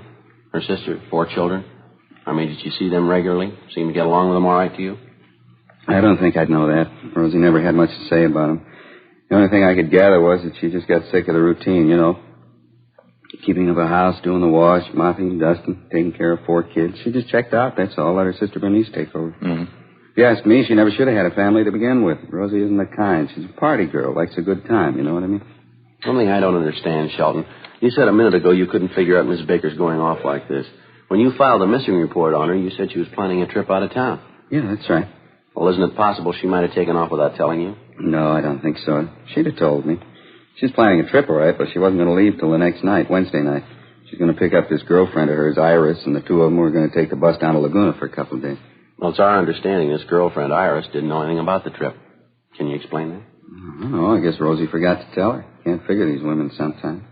Maybe she was going to phone her Wednesday morning. She knew Iris could get away almost any time. And you think it's possible she might have gone down to Laguna by herself? No, that's not like Rosie. Besides, before I went in to report her missing, I called a couple of places down Laguna where Rosie usually stops at. They hadn't seen her. Possible she might have gone some other place? No, without telling me, no. Besides, she wouldn't go alone. I know that. Sheldon, we understand Mrs. Baker was friendly with 2 or 3 other men around town. You think it's possible she might have gone someplace with one of them? Sheldon? No, I can't buy that. If it was 8 months ago, I'd say maybe, but not now. Why not? Well, we had it out, that's all. It was all settled. She wouldn't do anything like that again. You pretty sure about that, are you? Yeah, positive. I don't get it at all. She wouldn't do that to me, taking off, just packing up and leaving. Rosie wouldn't do that to me. Well, she's got 4 children. Yeah. She did it to them. We questioned Carl Shelton for another half hour, but he failed to come up with anything in the way of a definite lead. 10:40 a.m. We drove to the home of the missing woman's girlfriend, an Iris Kirby. 2 things she was pretty definite about. She knew nothing about an out-of-town trip Mrs. Baker was supposed to have planned for the 2 of them. And secondly, she had no use for Carl Shelton. She told us that Shelton was her ex-boyfriend and that she had introduced him to Rose Baker and that shortly after that he dropped her. A few weeks later, Shelton began to keep steady company with Mrs. Baker.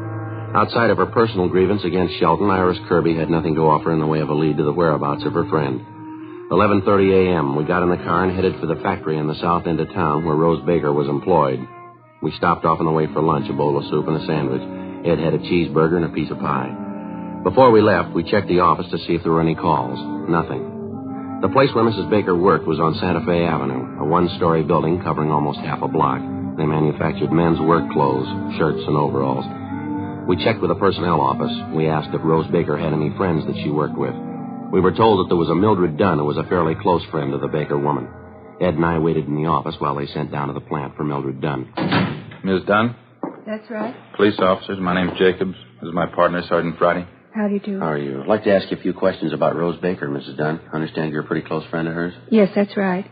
I've known Rose ever since she came here. She works on the machine next to me. She come home yet? No, not yet. You remember Miss Baker saying anything to you about taking a trip, Miss Dunn? I mean, just before she disappeared? Yes, she did. She'd been looking forward to it. That's probably where she is, don't you think, off on her trip? Well, we don't know, ma'am. Did she mention anything definite about the trip to you, where she was going, when she was leaving? Well, I think she was going to Laguna Beach. It's hard to tell. She's always kidding around, Rose is. Once she said she was going to fly to Switzerland for a vacation. San Moritz. She's always kidding around like that. Oh, that's so? Like once when she had a date with Fred, she said she was going to the pump room in Chicago. You know, just being funny. I see. Who is this Fred, Mrs. Dunn? Fella in the shipping department, Fred Lyons. Nice fella. He and Mrs. Baker see much of each other? They used to, yes, quite a bit. I don't know if they were serious about each other. I thought they were till the last month or so.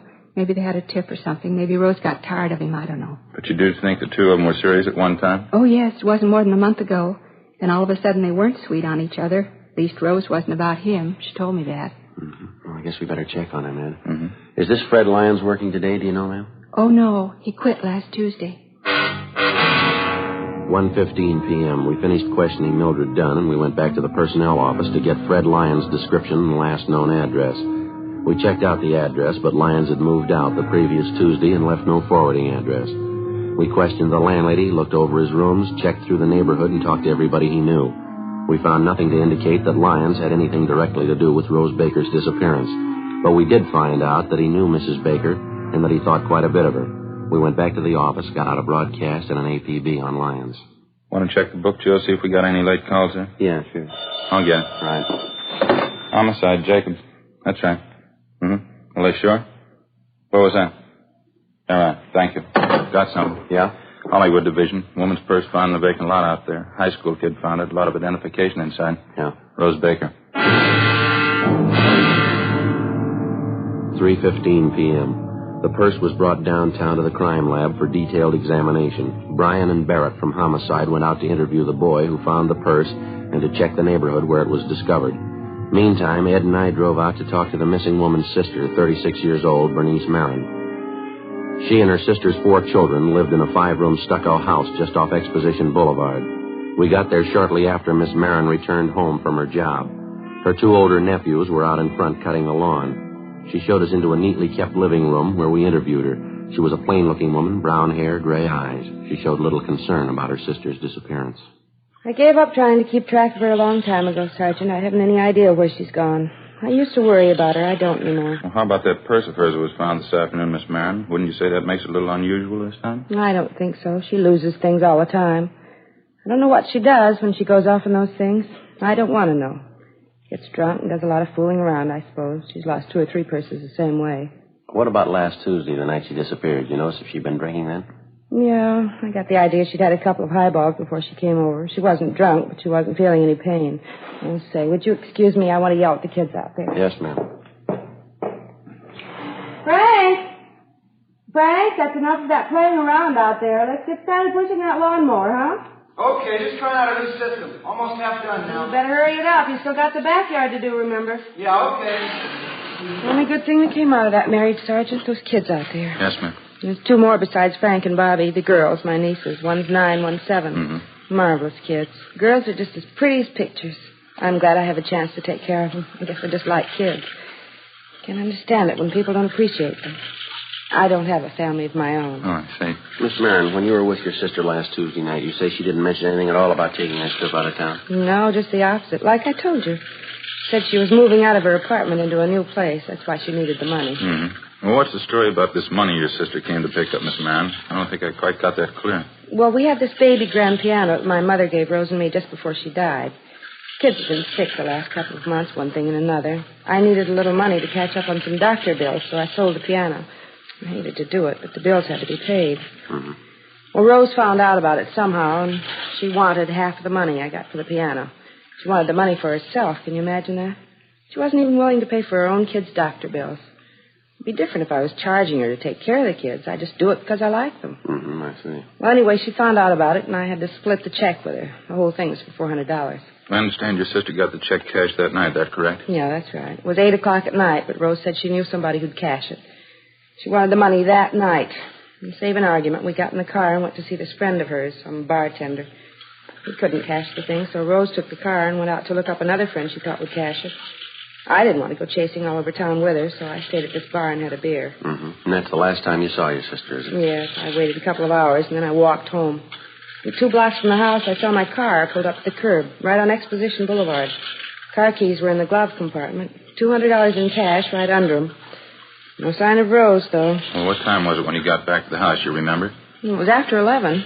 Close to 11:30, I think. I went right to bed. And since that time, you've had no indication where your sister might have gone? No phone calls, no letters, no word from one of her friends who might have seen her? No, not a thing. If she's in trouble, you can understand why. It's been coming for a long time.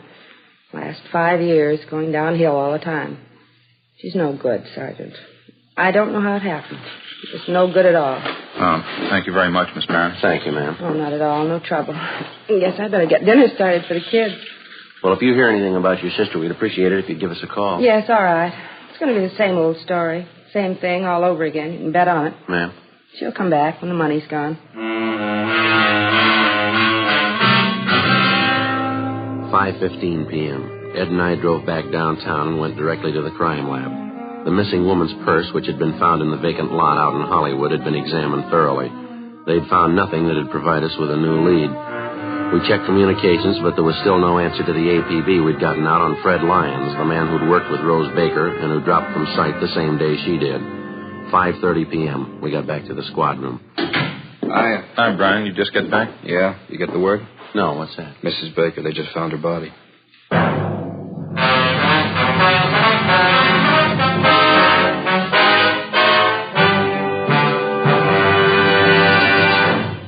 You are listening to Dragnet, authentic stories of your police force in action. Comparison proves Fatima quality.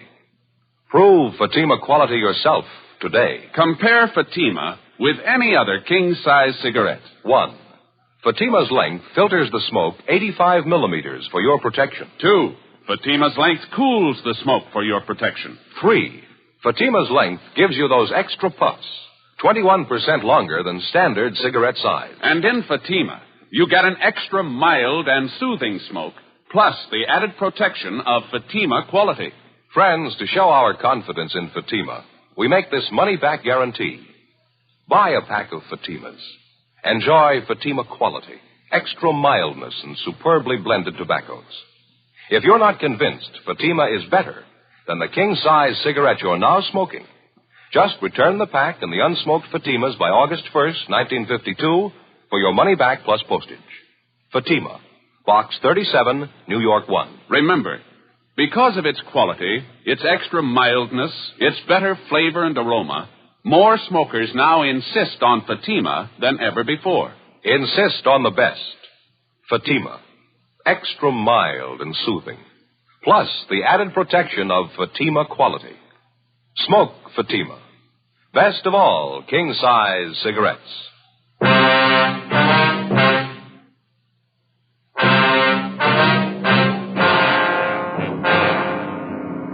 June 3rd, Monday, 6 p.m. The body of 38-year-old Rose Baker had been discovered in the Hollywood Hills area. Approximately 3/4 of a mile from the intersection of Mulholland Drive and Oak Knoll Terrace, a dirt road branched off to the left of Mulholland and wound about 300 yards down the hill to a dead-end stop. Just below the guardrail, which circled the edge of the road, there were 2 eucalyptus trees. They overlooked a deep ravine covered with scrub oak and patches of laurel. Halfway down one slope of the ravine, they found the body of the missing woman. There were 2 bullet holes in the left side of the skull. There was another one at the base of the throat.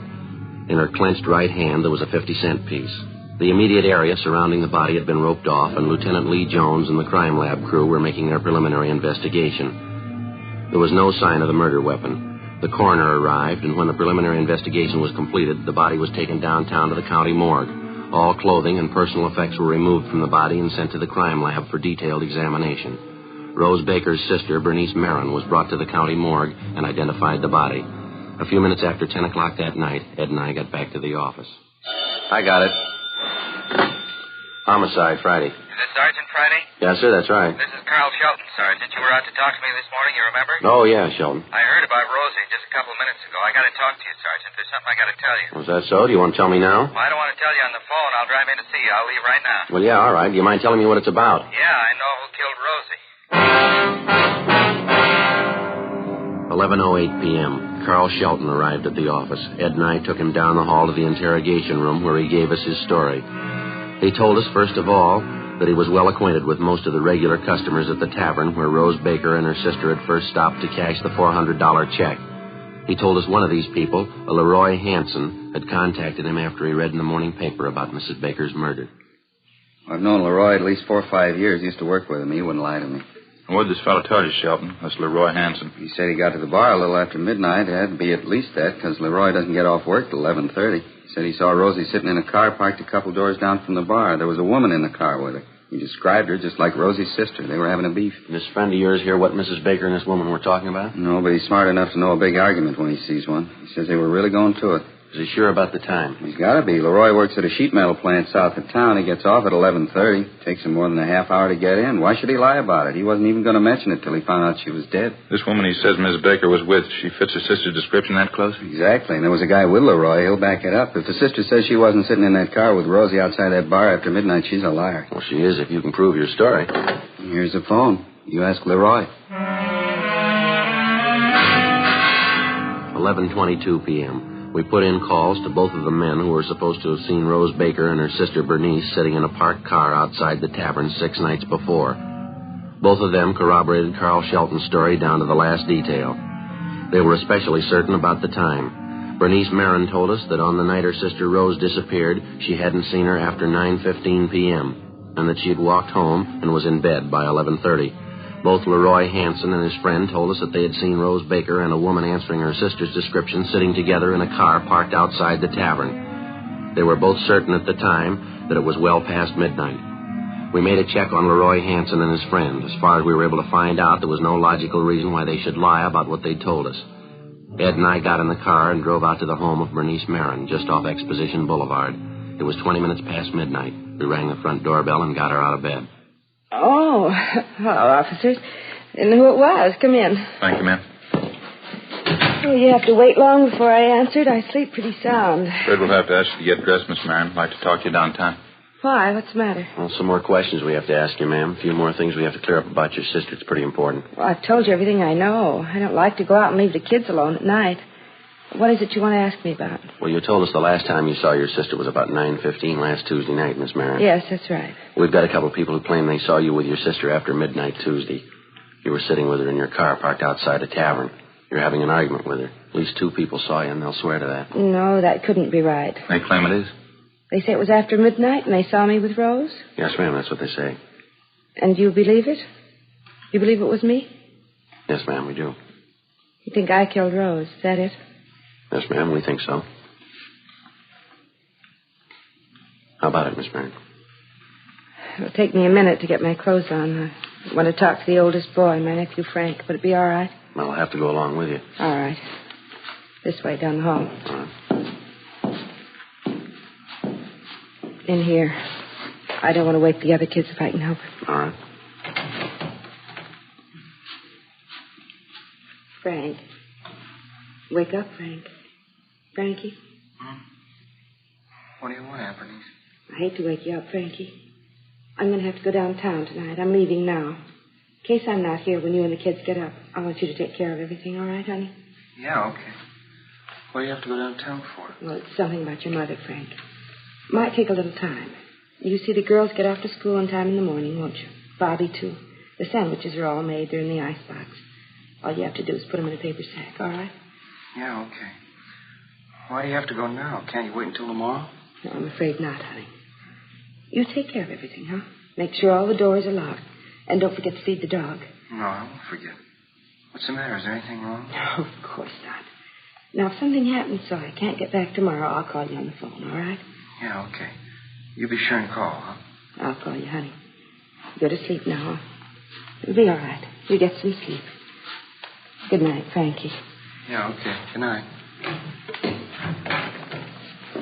I'm sorry to keep you waiting. I had to tell Frank what to do. The kids wouldn't understand. I mean, if they woke up and didn't find me here. Yes, ma'am. What'd you do with the murder gun, Miss Marin? Out in the garage, I'll show you. I had her 4 kids to raise. It's not easy. You know what it costs to feed them, put clothes on their back? It's not the kids I minded. They're wonderful. I love every one of them. I'm glad to get the chance to raise them. Never married myself. Never had any of my own. Mm-hmm. Hasn't been easy at all, working all day, coming home and cooking for them, doing the wash, trying to keep the house clean. Rose never gave me a dime to pay a bill, for her own kids, too. She gave us nothing, and she tried to take everything, tried to bleed me for my last dollar. She cashed the check that night and said she was going to keep all the money. I couldn't stand anymore. We argued, and I killed her. Yeah, well, I'm sorry, ma'am. We'll have to go. Yes, all right.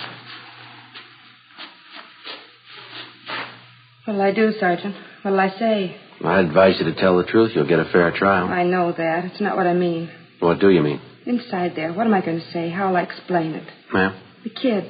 How do you tell 4 kids you killed their mother?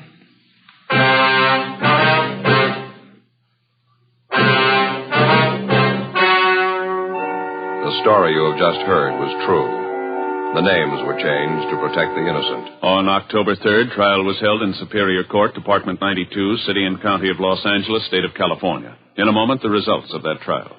Now, here is our star, Jack Webb. Thank you, George Fenneman.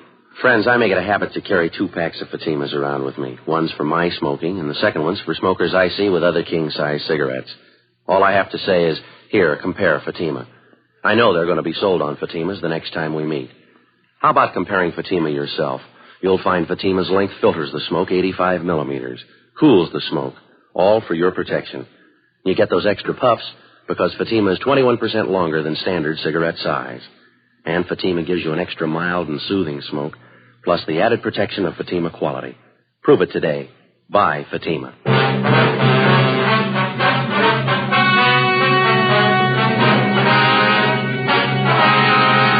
When their aunt, Bernice Alberta Marin, was apprehended on suspicion of 187 PC, the 4 Baker children were taken into protective custody by juvenile authorities. Bernice Marin was indicted for murder and entered a plea of self-defense. She claimed that at the time of the murder, her sister attacked her with a knife while they argued over the division of the $400 check. Bernice Marin was tried in Superior Court by a jury composed of 9 men and 3 women. She was found not guilty.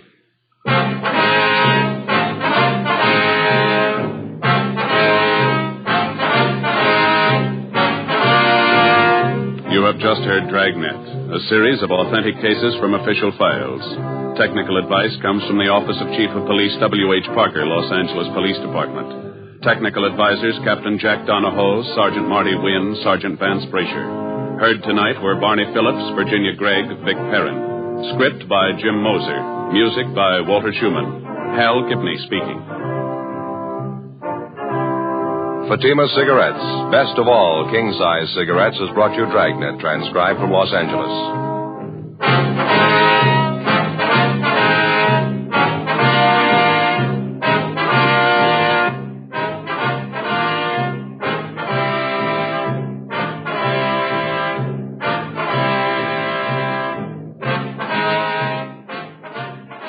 Next, it's Counter Spy on NBC.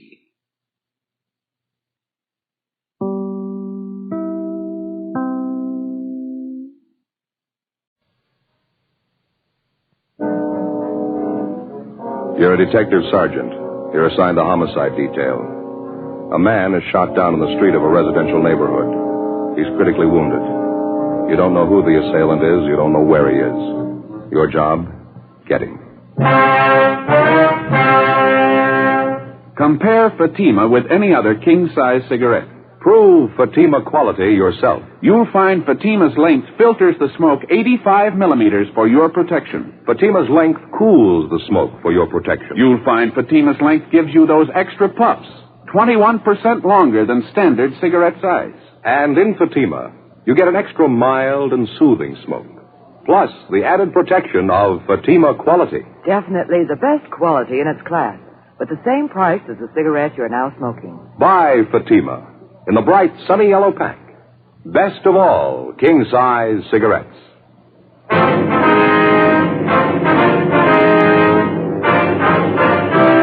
Dragnet, the documented drama of an actual crime. For the next 30 minutes, in cooperation with the Los Angeles Police Department, you will travel step by step on the side of the law through an actual case transcribed from official police files. From beginning to end, from crime to punishment, Dragnet is the story of your police force in action.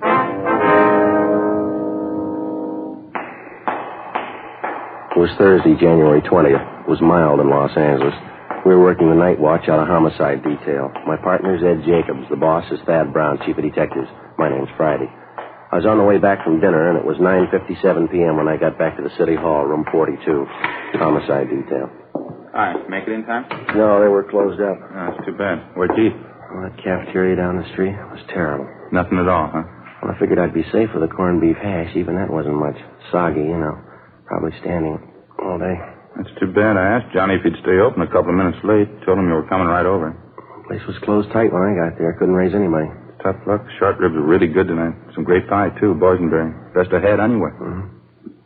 Say, you got any of those bicarb pills in your locker? I could sure use one. I'm afraid not. Gave the last one to Gene Bechtel tonight. He ate at the cafeteria, too. Hiya. Oh, hi, what do you say? Any phone calls for me yet? Muriel down at the staff's office called. That run you asked for, they got it ready. It was the only call, huh? Yeah. What is it, Al? Something wrong? No, why? You've been moping around like you lost your best friend. What's the matter? You mad at the world? No, just my in-laws. The wife had her father and mother over for lunch today. The old man's getting to be a real pain in the neck. Don't get along with him, huh? I keep trying to. Doesn't seem to do much good. All he can think of is money. It's all he can talk about. Why let it bother you? My in-laws have been talking about it for years. Forget it. He won't let you. The minute he puts his foot inside the front door, it's the first thing you hear. Crusty old guy. That pipe he smokes enough to knock you over. Why don't you duck out when they come over? Tell them you got a call. You have to go to work. Well, the wife's onto that one. She makes me hang around. Keeps telling me her father and mother like me. You never know if the old guy's a real tyrant. See, the wife comes from a big family. Every time I see her old man, he has to make a point of telling me how smart his other sons-in-law are. How much dough they're making. Yeah, same routine every time. One of his daughters married a carpenter. He's making $20 a day. One of them married a hod carrier. He's making $25 a day. Always ends up asking me how much I'm making. Why don't you tell him it's none of his business? I did today. That's what started the argument. I walked out. Crusty old guy. Yeah, so I get it. Homicide, Friday. Yes, sir. Where? Mm-hmm. Would you repeat? Yes, sir, I have it. Fine, thank you. Yes, sir, right away. Shooting, Kirkman near Alpine. Let me grab my coat. No details? Man down on the sidewalk, apparently hurt bad. Neighbor said it was a family fight. Come on, we better hustle it out. Let's go. That's one good thing about this job. What do you mean? Trouble. You don't know what it is till you hear about other people's.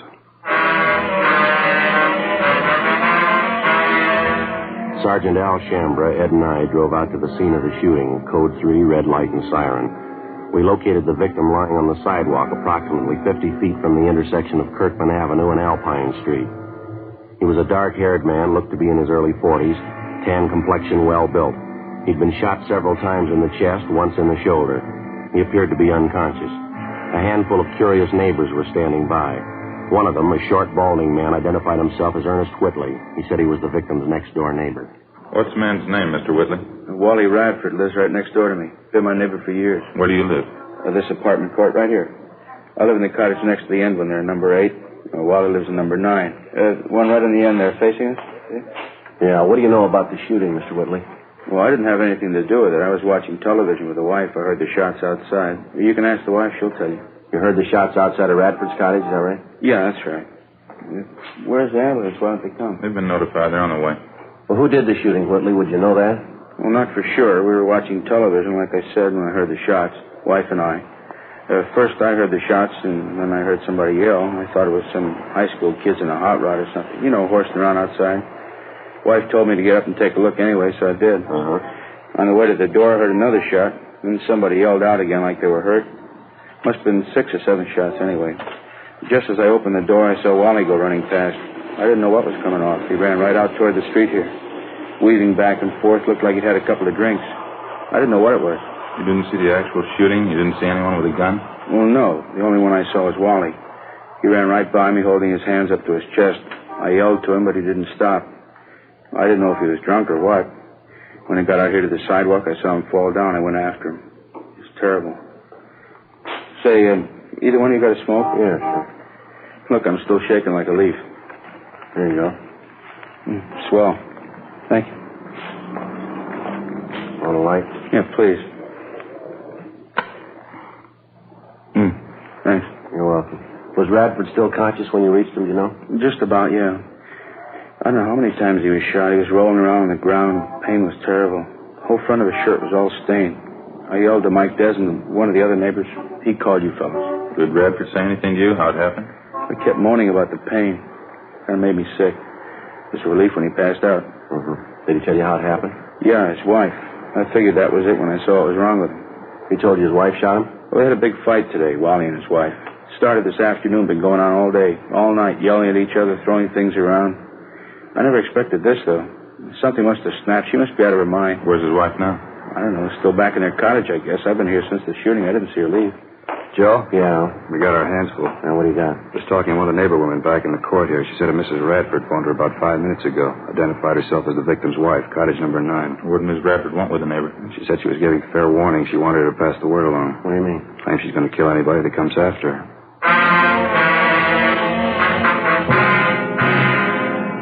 10:28 p.m. The ambulance arrived, and the attendants administered first aid to the victim of the shooting, Wallace Radford.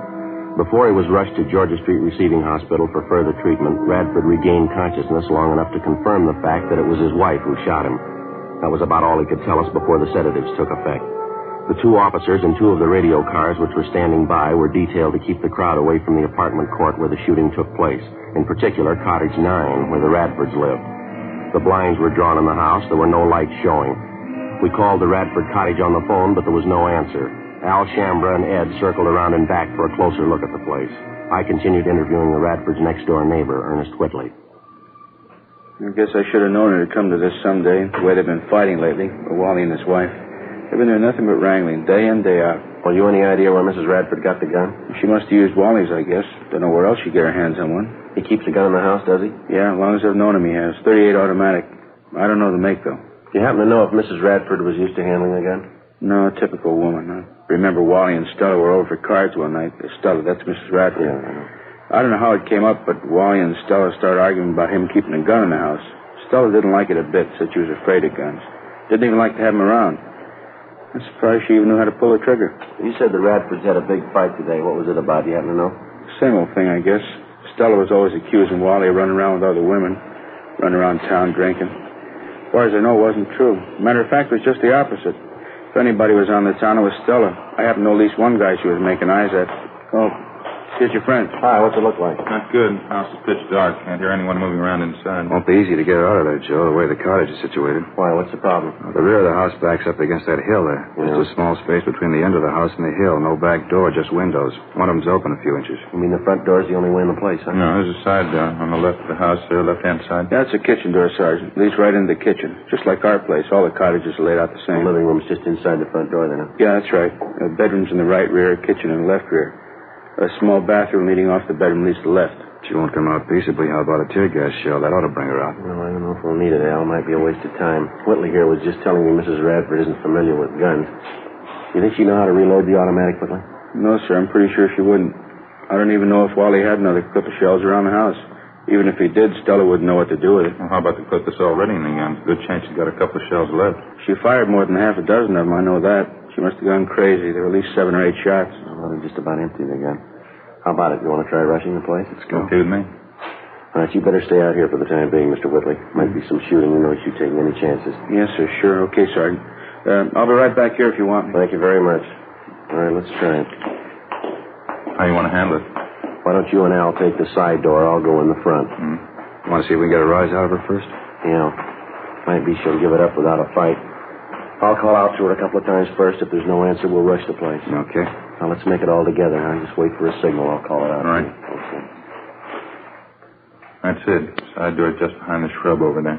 Give us a little time to get around her, huh? Yeah, now, when I call out to rush, make it fast.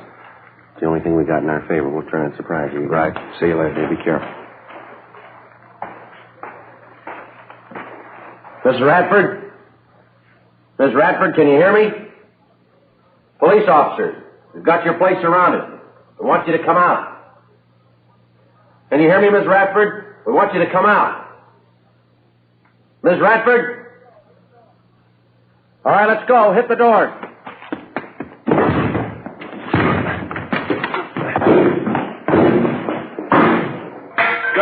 Joe, you all right? Yeah, what about you? In the kitchen. It's empty. Okay, just a minute.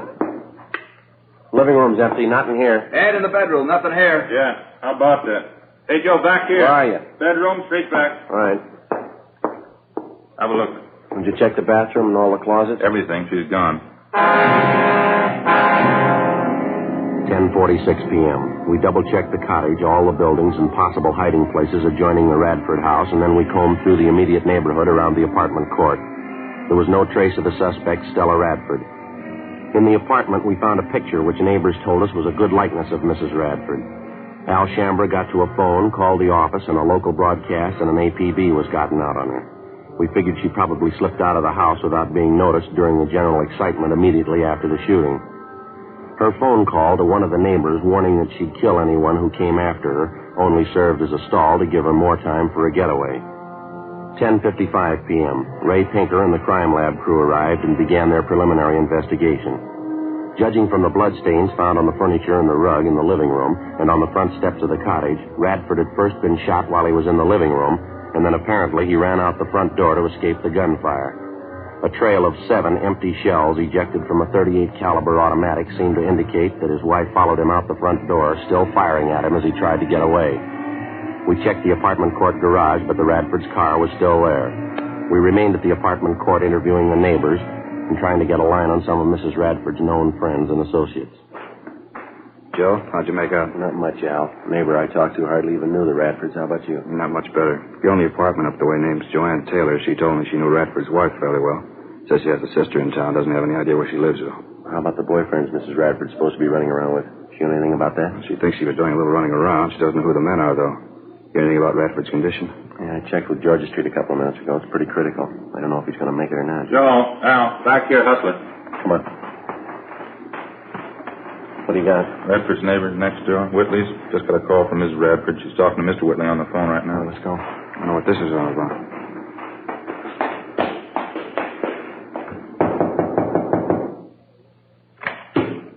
Oh, yeah, Sergeant. I was just going to run and get you. You have Mrs. Radford on the phone? I did, yeah. She hung up just before you came in. Wouldn't talk, though. Did she tell you where she is? No, she sure sounded funny. I think something snapped. She's a little crazy. Well, what'd she say? Why'd she call you? Said she wanted to find out if her no-good husband was dead yet. That's all I could make out. The rest was just a lot of gibberish. She wouldn't give you any idea where she was? Where she was phoning from? No, I asked her, but she just laughed at me. Might still have a chance to find out, though. Yeah, how's that? She's going to call me back.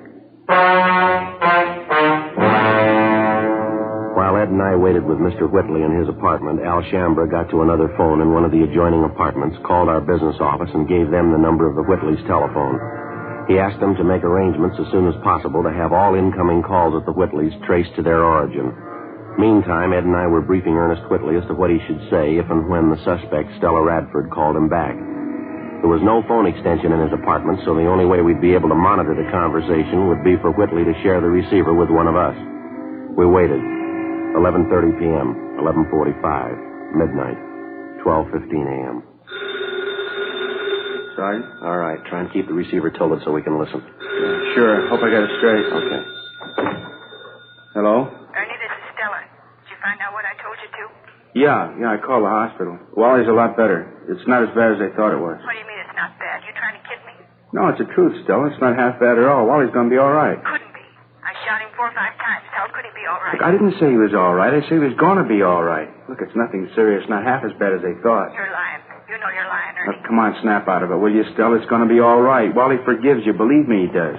Now, look, why don't you come home? We'll get the whole thing straightened out. There won't be any trouble. Why don't you stop trying to kid me? It's not going to be all right. I've seen the last of you and the last of Wally. Stella. I'm with my boyfriend now. We're getting out of town. Now, wait a minute, Stella. Use your head, huh? Don't go rushing in anything. You don't have to tell me. I know what I'm doing. I don't care if that dumb husband of mine lives or dies. But just tell him he'd better not try to follow us. Oh, Stella. My boyfriend's an ex-con. He's got a gun and he knows how to use it. Well, Stella, will you listen a minute? You can tell that to the cops, too, in case they're going to follow us. They try and stop us and they're going to have a fight in their Look, heads. you keep talking. Will you listen for just a minute? Where are you now? Let me come down and talk to you. Not a chance. Just be a waste of time. I'm leaving with my boyfriend in half an hour. You can tell Wally I hope he does. Wait a minute, Stella. He gave me a message for you, honey. He left something with me. He wants you to have it. What? His wallet. He gave it to me just before he left for the hospital. Got $94 in it. Says he doesn't care what you think of him. He wants you to have the money. $94? Yeah. He didn't have that much money with him. Where'd he get it? Well, I don't know anything about that, but it's right here in his wallet, just the way he gave it to me. He wants you to have it. That's all I know. I don't get it. He didn't have that much money. Well, what do you want me to do? Take it back to him? Tell him you didn't want it? Look, give the guy a break, huh, Stella? It's the only way he's got to show you how he feels about you. Stella? Isn't that right? Well, how about it, Stella? You got the money with you? I told you, yeah. Pick it up any time you want. No. You bring it down here. I'll pay your cab fare, buy you a drink. You can meet my boyfriend. Yeah. Just a minute. Stella?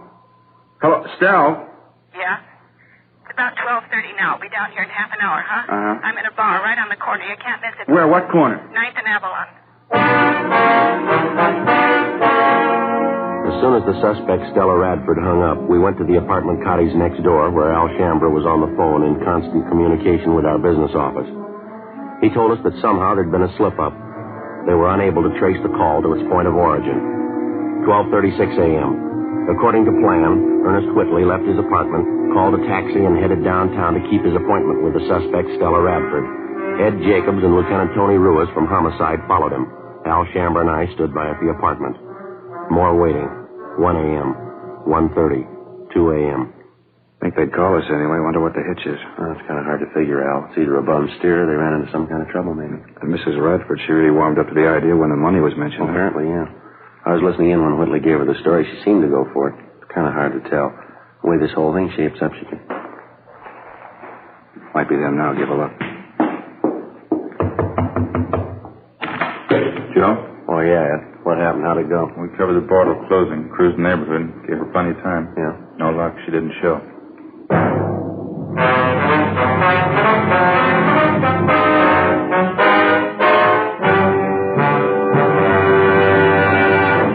You are listening to Dragnet, authentic stories of your police force in action. Fatima, America's first, largest-selling blended cigarette. Now king size. The only king-size cigarette that makes you this money-back guarantee. Buy a pack of Fatimas. Enjoy Fatima quality, extra mildness, and superbly blended tobaccos. If you're not convinced Fatima is better than the king-size cigarette you're now smoking. Just return the pack and the unsmoked Fatimas by August 1st, 1952, for your money back plus postage. Fatima, Box 37, New York 1. Buy Fatima. Compare them with any other king-size cigarette. 1. Fatima's length filters the smoke 85 millimeters for your protection. 2. Fatima's length cools the smoke for your protection. 3. Fatima's length gives you those extra puffs, 21% longer than standard cigarette size. And you get an extra mild and soothing smoke, plus the added protection of Fatima quality. Remember, more smokers now insist on Fatima quality than ever before. Buy Fatima. In Fatima, the difference is quality. Best of all, king-size cigarettes.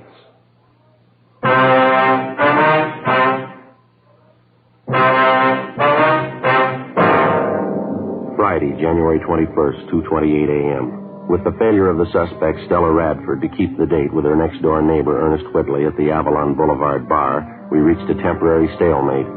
Despite the fact that checks were made at all restaurants, bars, and other business places in the vicinity of 9th and Avalon open that time of night, there was no report or trace of the suspect. While the search continued, we stood by at the Whitley apartment in the hope that Mrs. Radford might call back. A check of our Records and Identification Bureau failed to turn up any record on either the victim or the suspect, his wife. Ed called Georgia Street Receiving Hospital again, but there was no change. Wallace Radford's condition was still critical. At 2:35 a.m., Stella Radford telephoned again. While we listened in, she told Whitley that she'd had no intention of keeping that appointment with him at the Avalon Boulevard bar. She told him that she knew he was working with the police, that she saw officers follow Whitley to the bar where they were supposed to have met. She again warned him of the consequences in the event anybody tried to apprehend her. After she hung up, we checked with the business office, and they told us that the calls had been coming from a telephone prefix which was impossible to trace. 10 minutes later, Whitley got another call from the Radford woman. The conversation went on for the better part of 20 minutes. She didn't seem to make much rhyme or reason. Her only concern was the condition of her husband, whether or not he was dead. She hung up abruptly, but 15 minutes later, she called Whitley again. Look, Stella, I told you there isn't going to be any trouble. Now, why don't you go and see Wally? He's lying down there in the hospital. He wants to see you. How about it, huh, Stella? Is he dead or not? That's all I want to know. My boyfriend and I are leaving first thing in the morning. I want to find out before I go. Why don't you at least give me a chance to talk to you, Stella, huh? We've been good friends. You know I wouldn't do anything to hurt you or Wally. Now, let me talk to you, huh? There's nothing to talk about. If you got anything to say, you can tell me now. All I want to do is find out about I Wally. told you he's hurt, but he's going to be all right. It's not serious. Stella? Why don't you stop lying to me? But I'm not lying, Stella. I wouldn't lie about something like that. What's the matter with you anyway? You been drinking? What's it your business? You're not kidding me, Artie. You're trying to help the cops. Don't you think I know that? What kind of a fool you think I am? But I'm trying to help, Stella, that's all. Sure, you're trying to help. Not me, though. You're trying to help the cops. I know they're with you.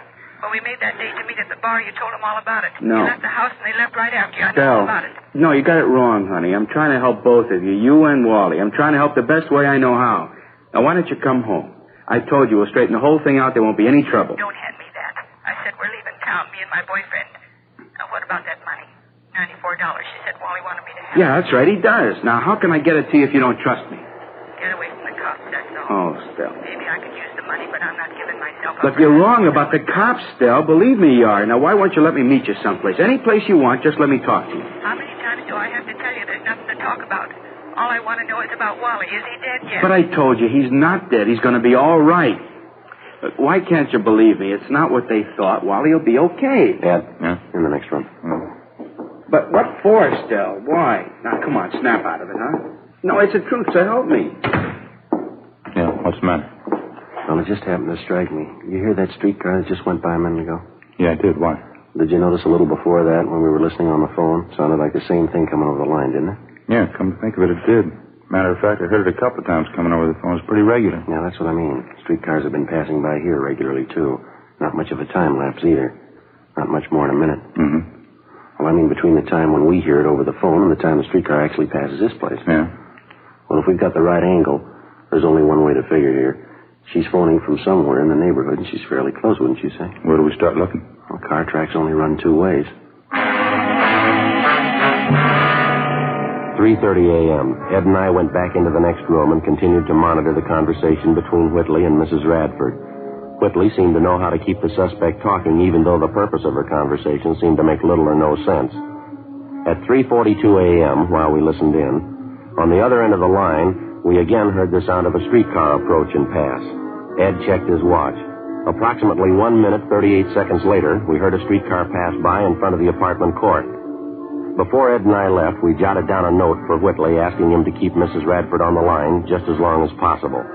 We got in the car and drove north along the car tracks at about the normal speed of a streetcar. 1 minute and 38 seconds of driving brought us a distance of little more than 8 blocks. It was on the fringe of a park area. There were only 3 residential buildings in the immediate vicinity. There were no lights showing in any of them. We checked the location for public telephones, but we found none. 4:15 a.m., we turned around, drove back to the apartment court, and using the same timing procedure, 1 minute 38 seconds at 25 miles an hour, we drove along the car line in a southerly direction. Sure not much of a choice. Bars are closed, most of the restaurants. No lights burning on this block. A few up ahead there in the next block, Ed. Yeah. Got to come pretty soon, doesn't it? Yeah, it's a minute right now. I can't see how we'd be wrong on it, can you? Too much to write off as just a coincidence. Minute 15 seconds. Minute 20. Better slow down, huh? Yeah. What do you think? Well, there's a service station across the street. It's closed up. Well, a lot of them have outside payphones, don't they? You see any? No.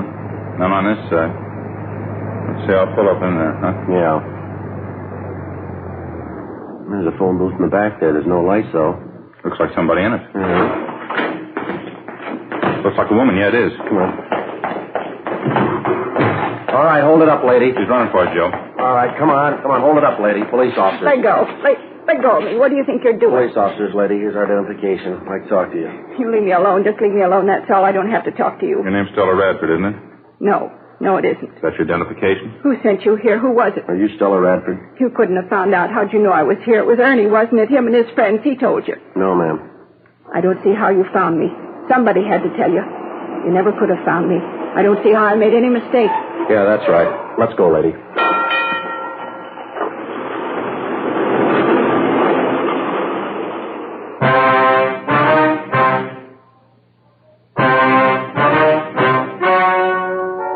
The story you have just heard was true.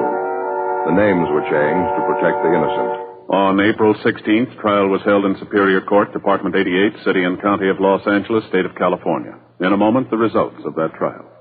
And now, here is our star, Jack Webb. Thank you, George Fenneman. Friends, as you know, Fatima Cigarettes makes it possible for us to bring you this Dragnet series. And each week, of course, we set aside a couple of minutes to tell you about Fatima's. We've already told you why we believe Fatima is the best of all king-size cigarettes. The rest is up to you. I suggest you buy a pack of Fatimas and compare them yourself. Fatimas give you an extra mild and soothing smoke, plus the added protection of Fatima quality, something no other cigarette has. Look for that bright, sunny yellow pack tomorrow and try Fatima.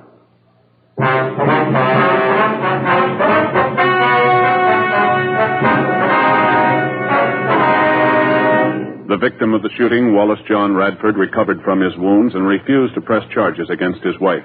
However, she was tried in Superior Court and found guilty of Section 245 PC, assault with a deadly weapon. She was sentenced to the term prescribed by law. Assault with a deadly weapon is punishable by imprisonment in the state penitentiary for a term not less than 1 nor more than 10 years. Ladies and gentlemen, Mr. Joseph M. Kinnick, President of the California State Juvenile Officers Association. Thank you. The California State Juvenile Officers Association has asked me to present this award of merit to Jack Webb and to Dragnet for outstanding service to law enforcement in the authentic and sympathetic portrayal of the police officer in the field of delinquency control. Thank you very much, Mr. Kinnick. And I'll be looking forward to meeting you again and the members of your association at your annual conference banquet tomorrow night here in Los Angeles.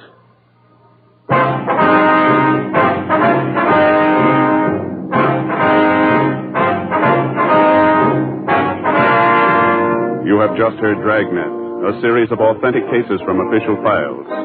Technical advice comes from the Office of Chief of Police W.H. Parker, Los Angeles Police Department. Technical advisors Captain Jack Donahoe, Sergeant Marty Wynn, Sergeant Vance Brasher.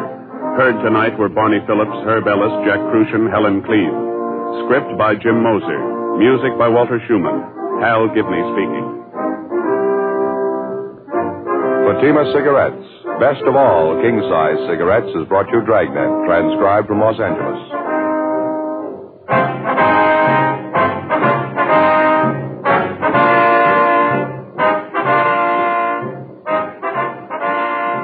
Ladies and gentlemen, nature plus the threat of man-made catastrophes make continuing help and constant preparedness necessary.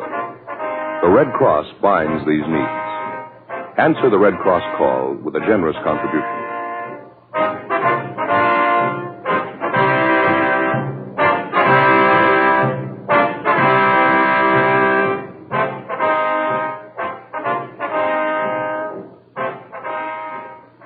Next, it's Mr. Keene, Tracer of Lost Persons on NBC.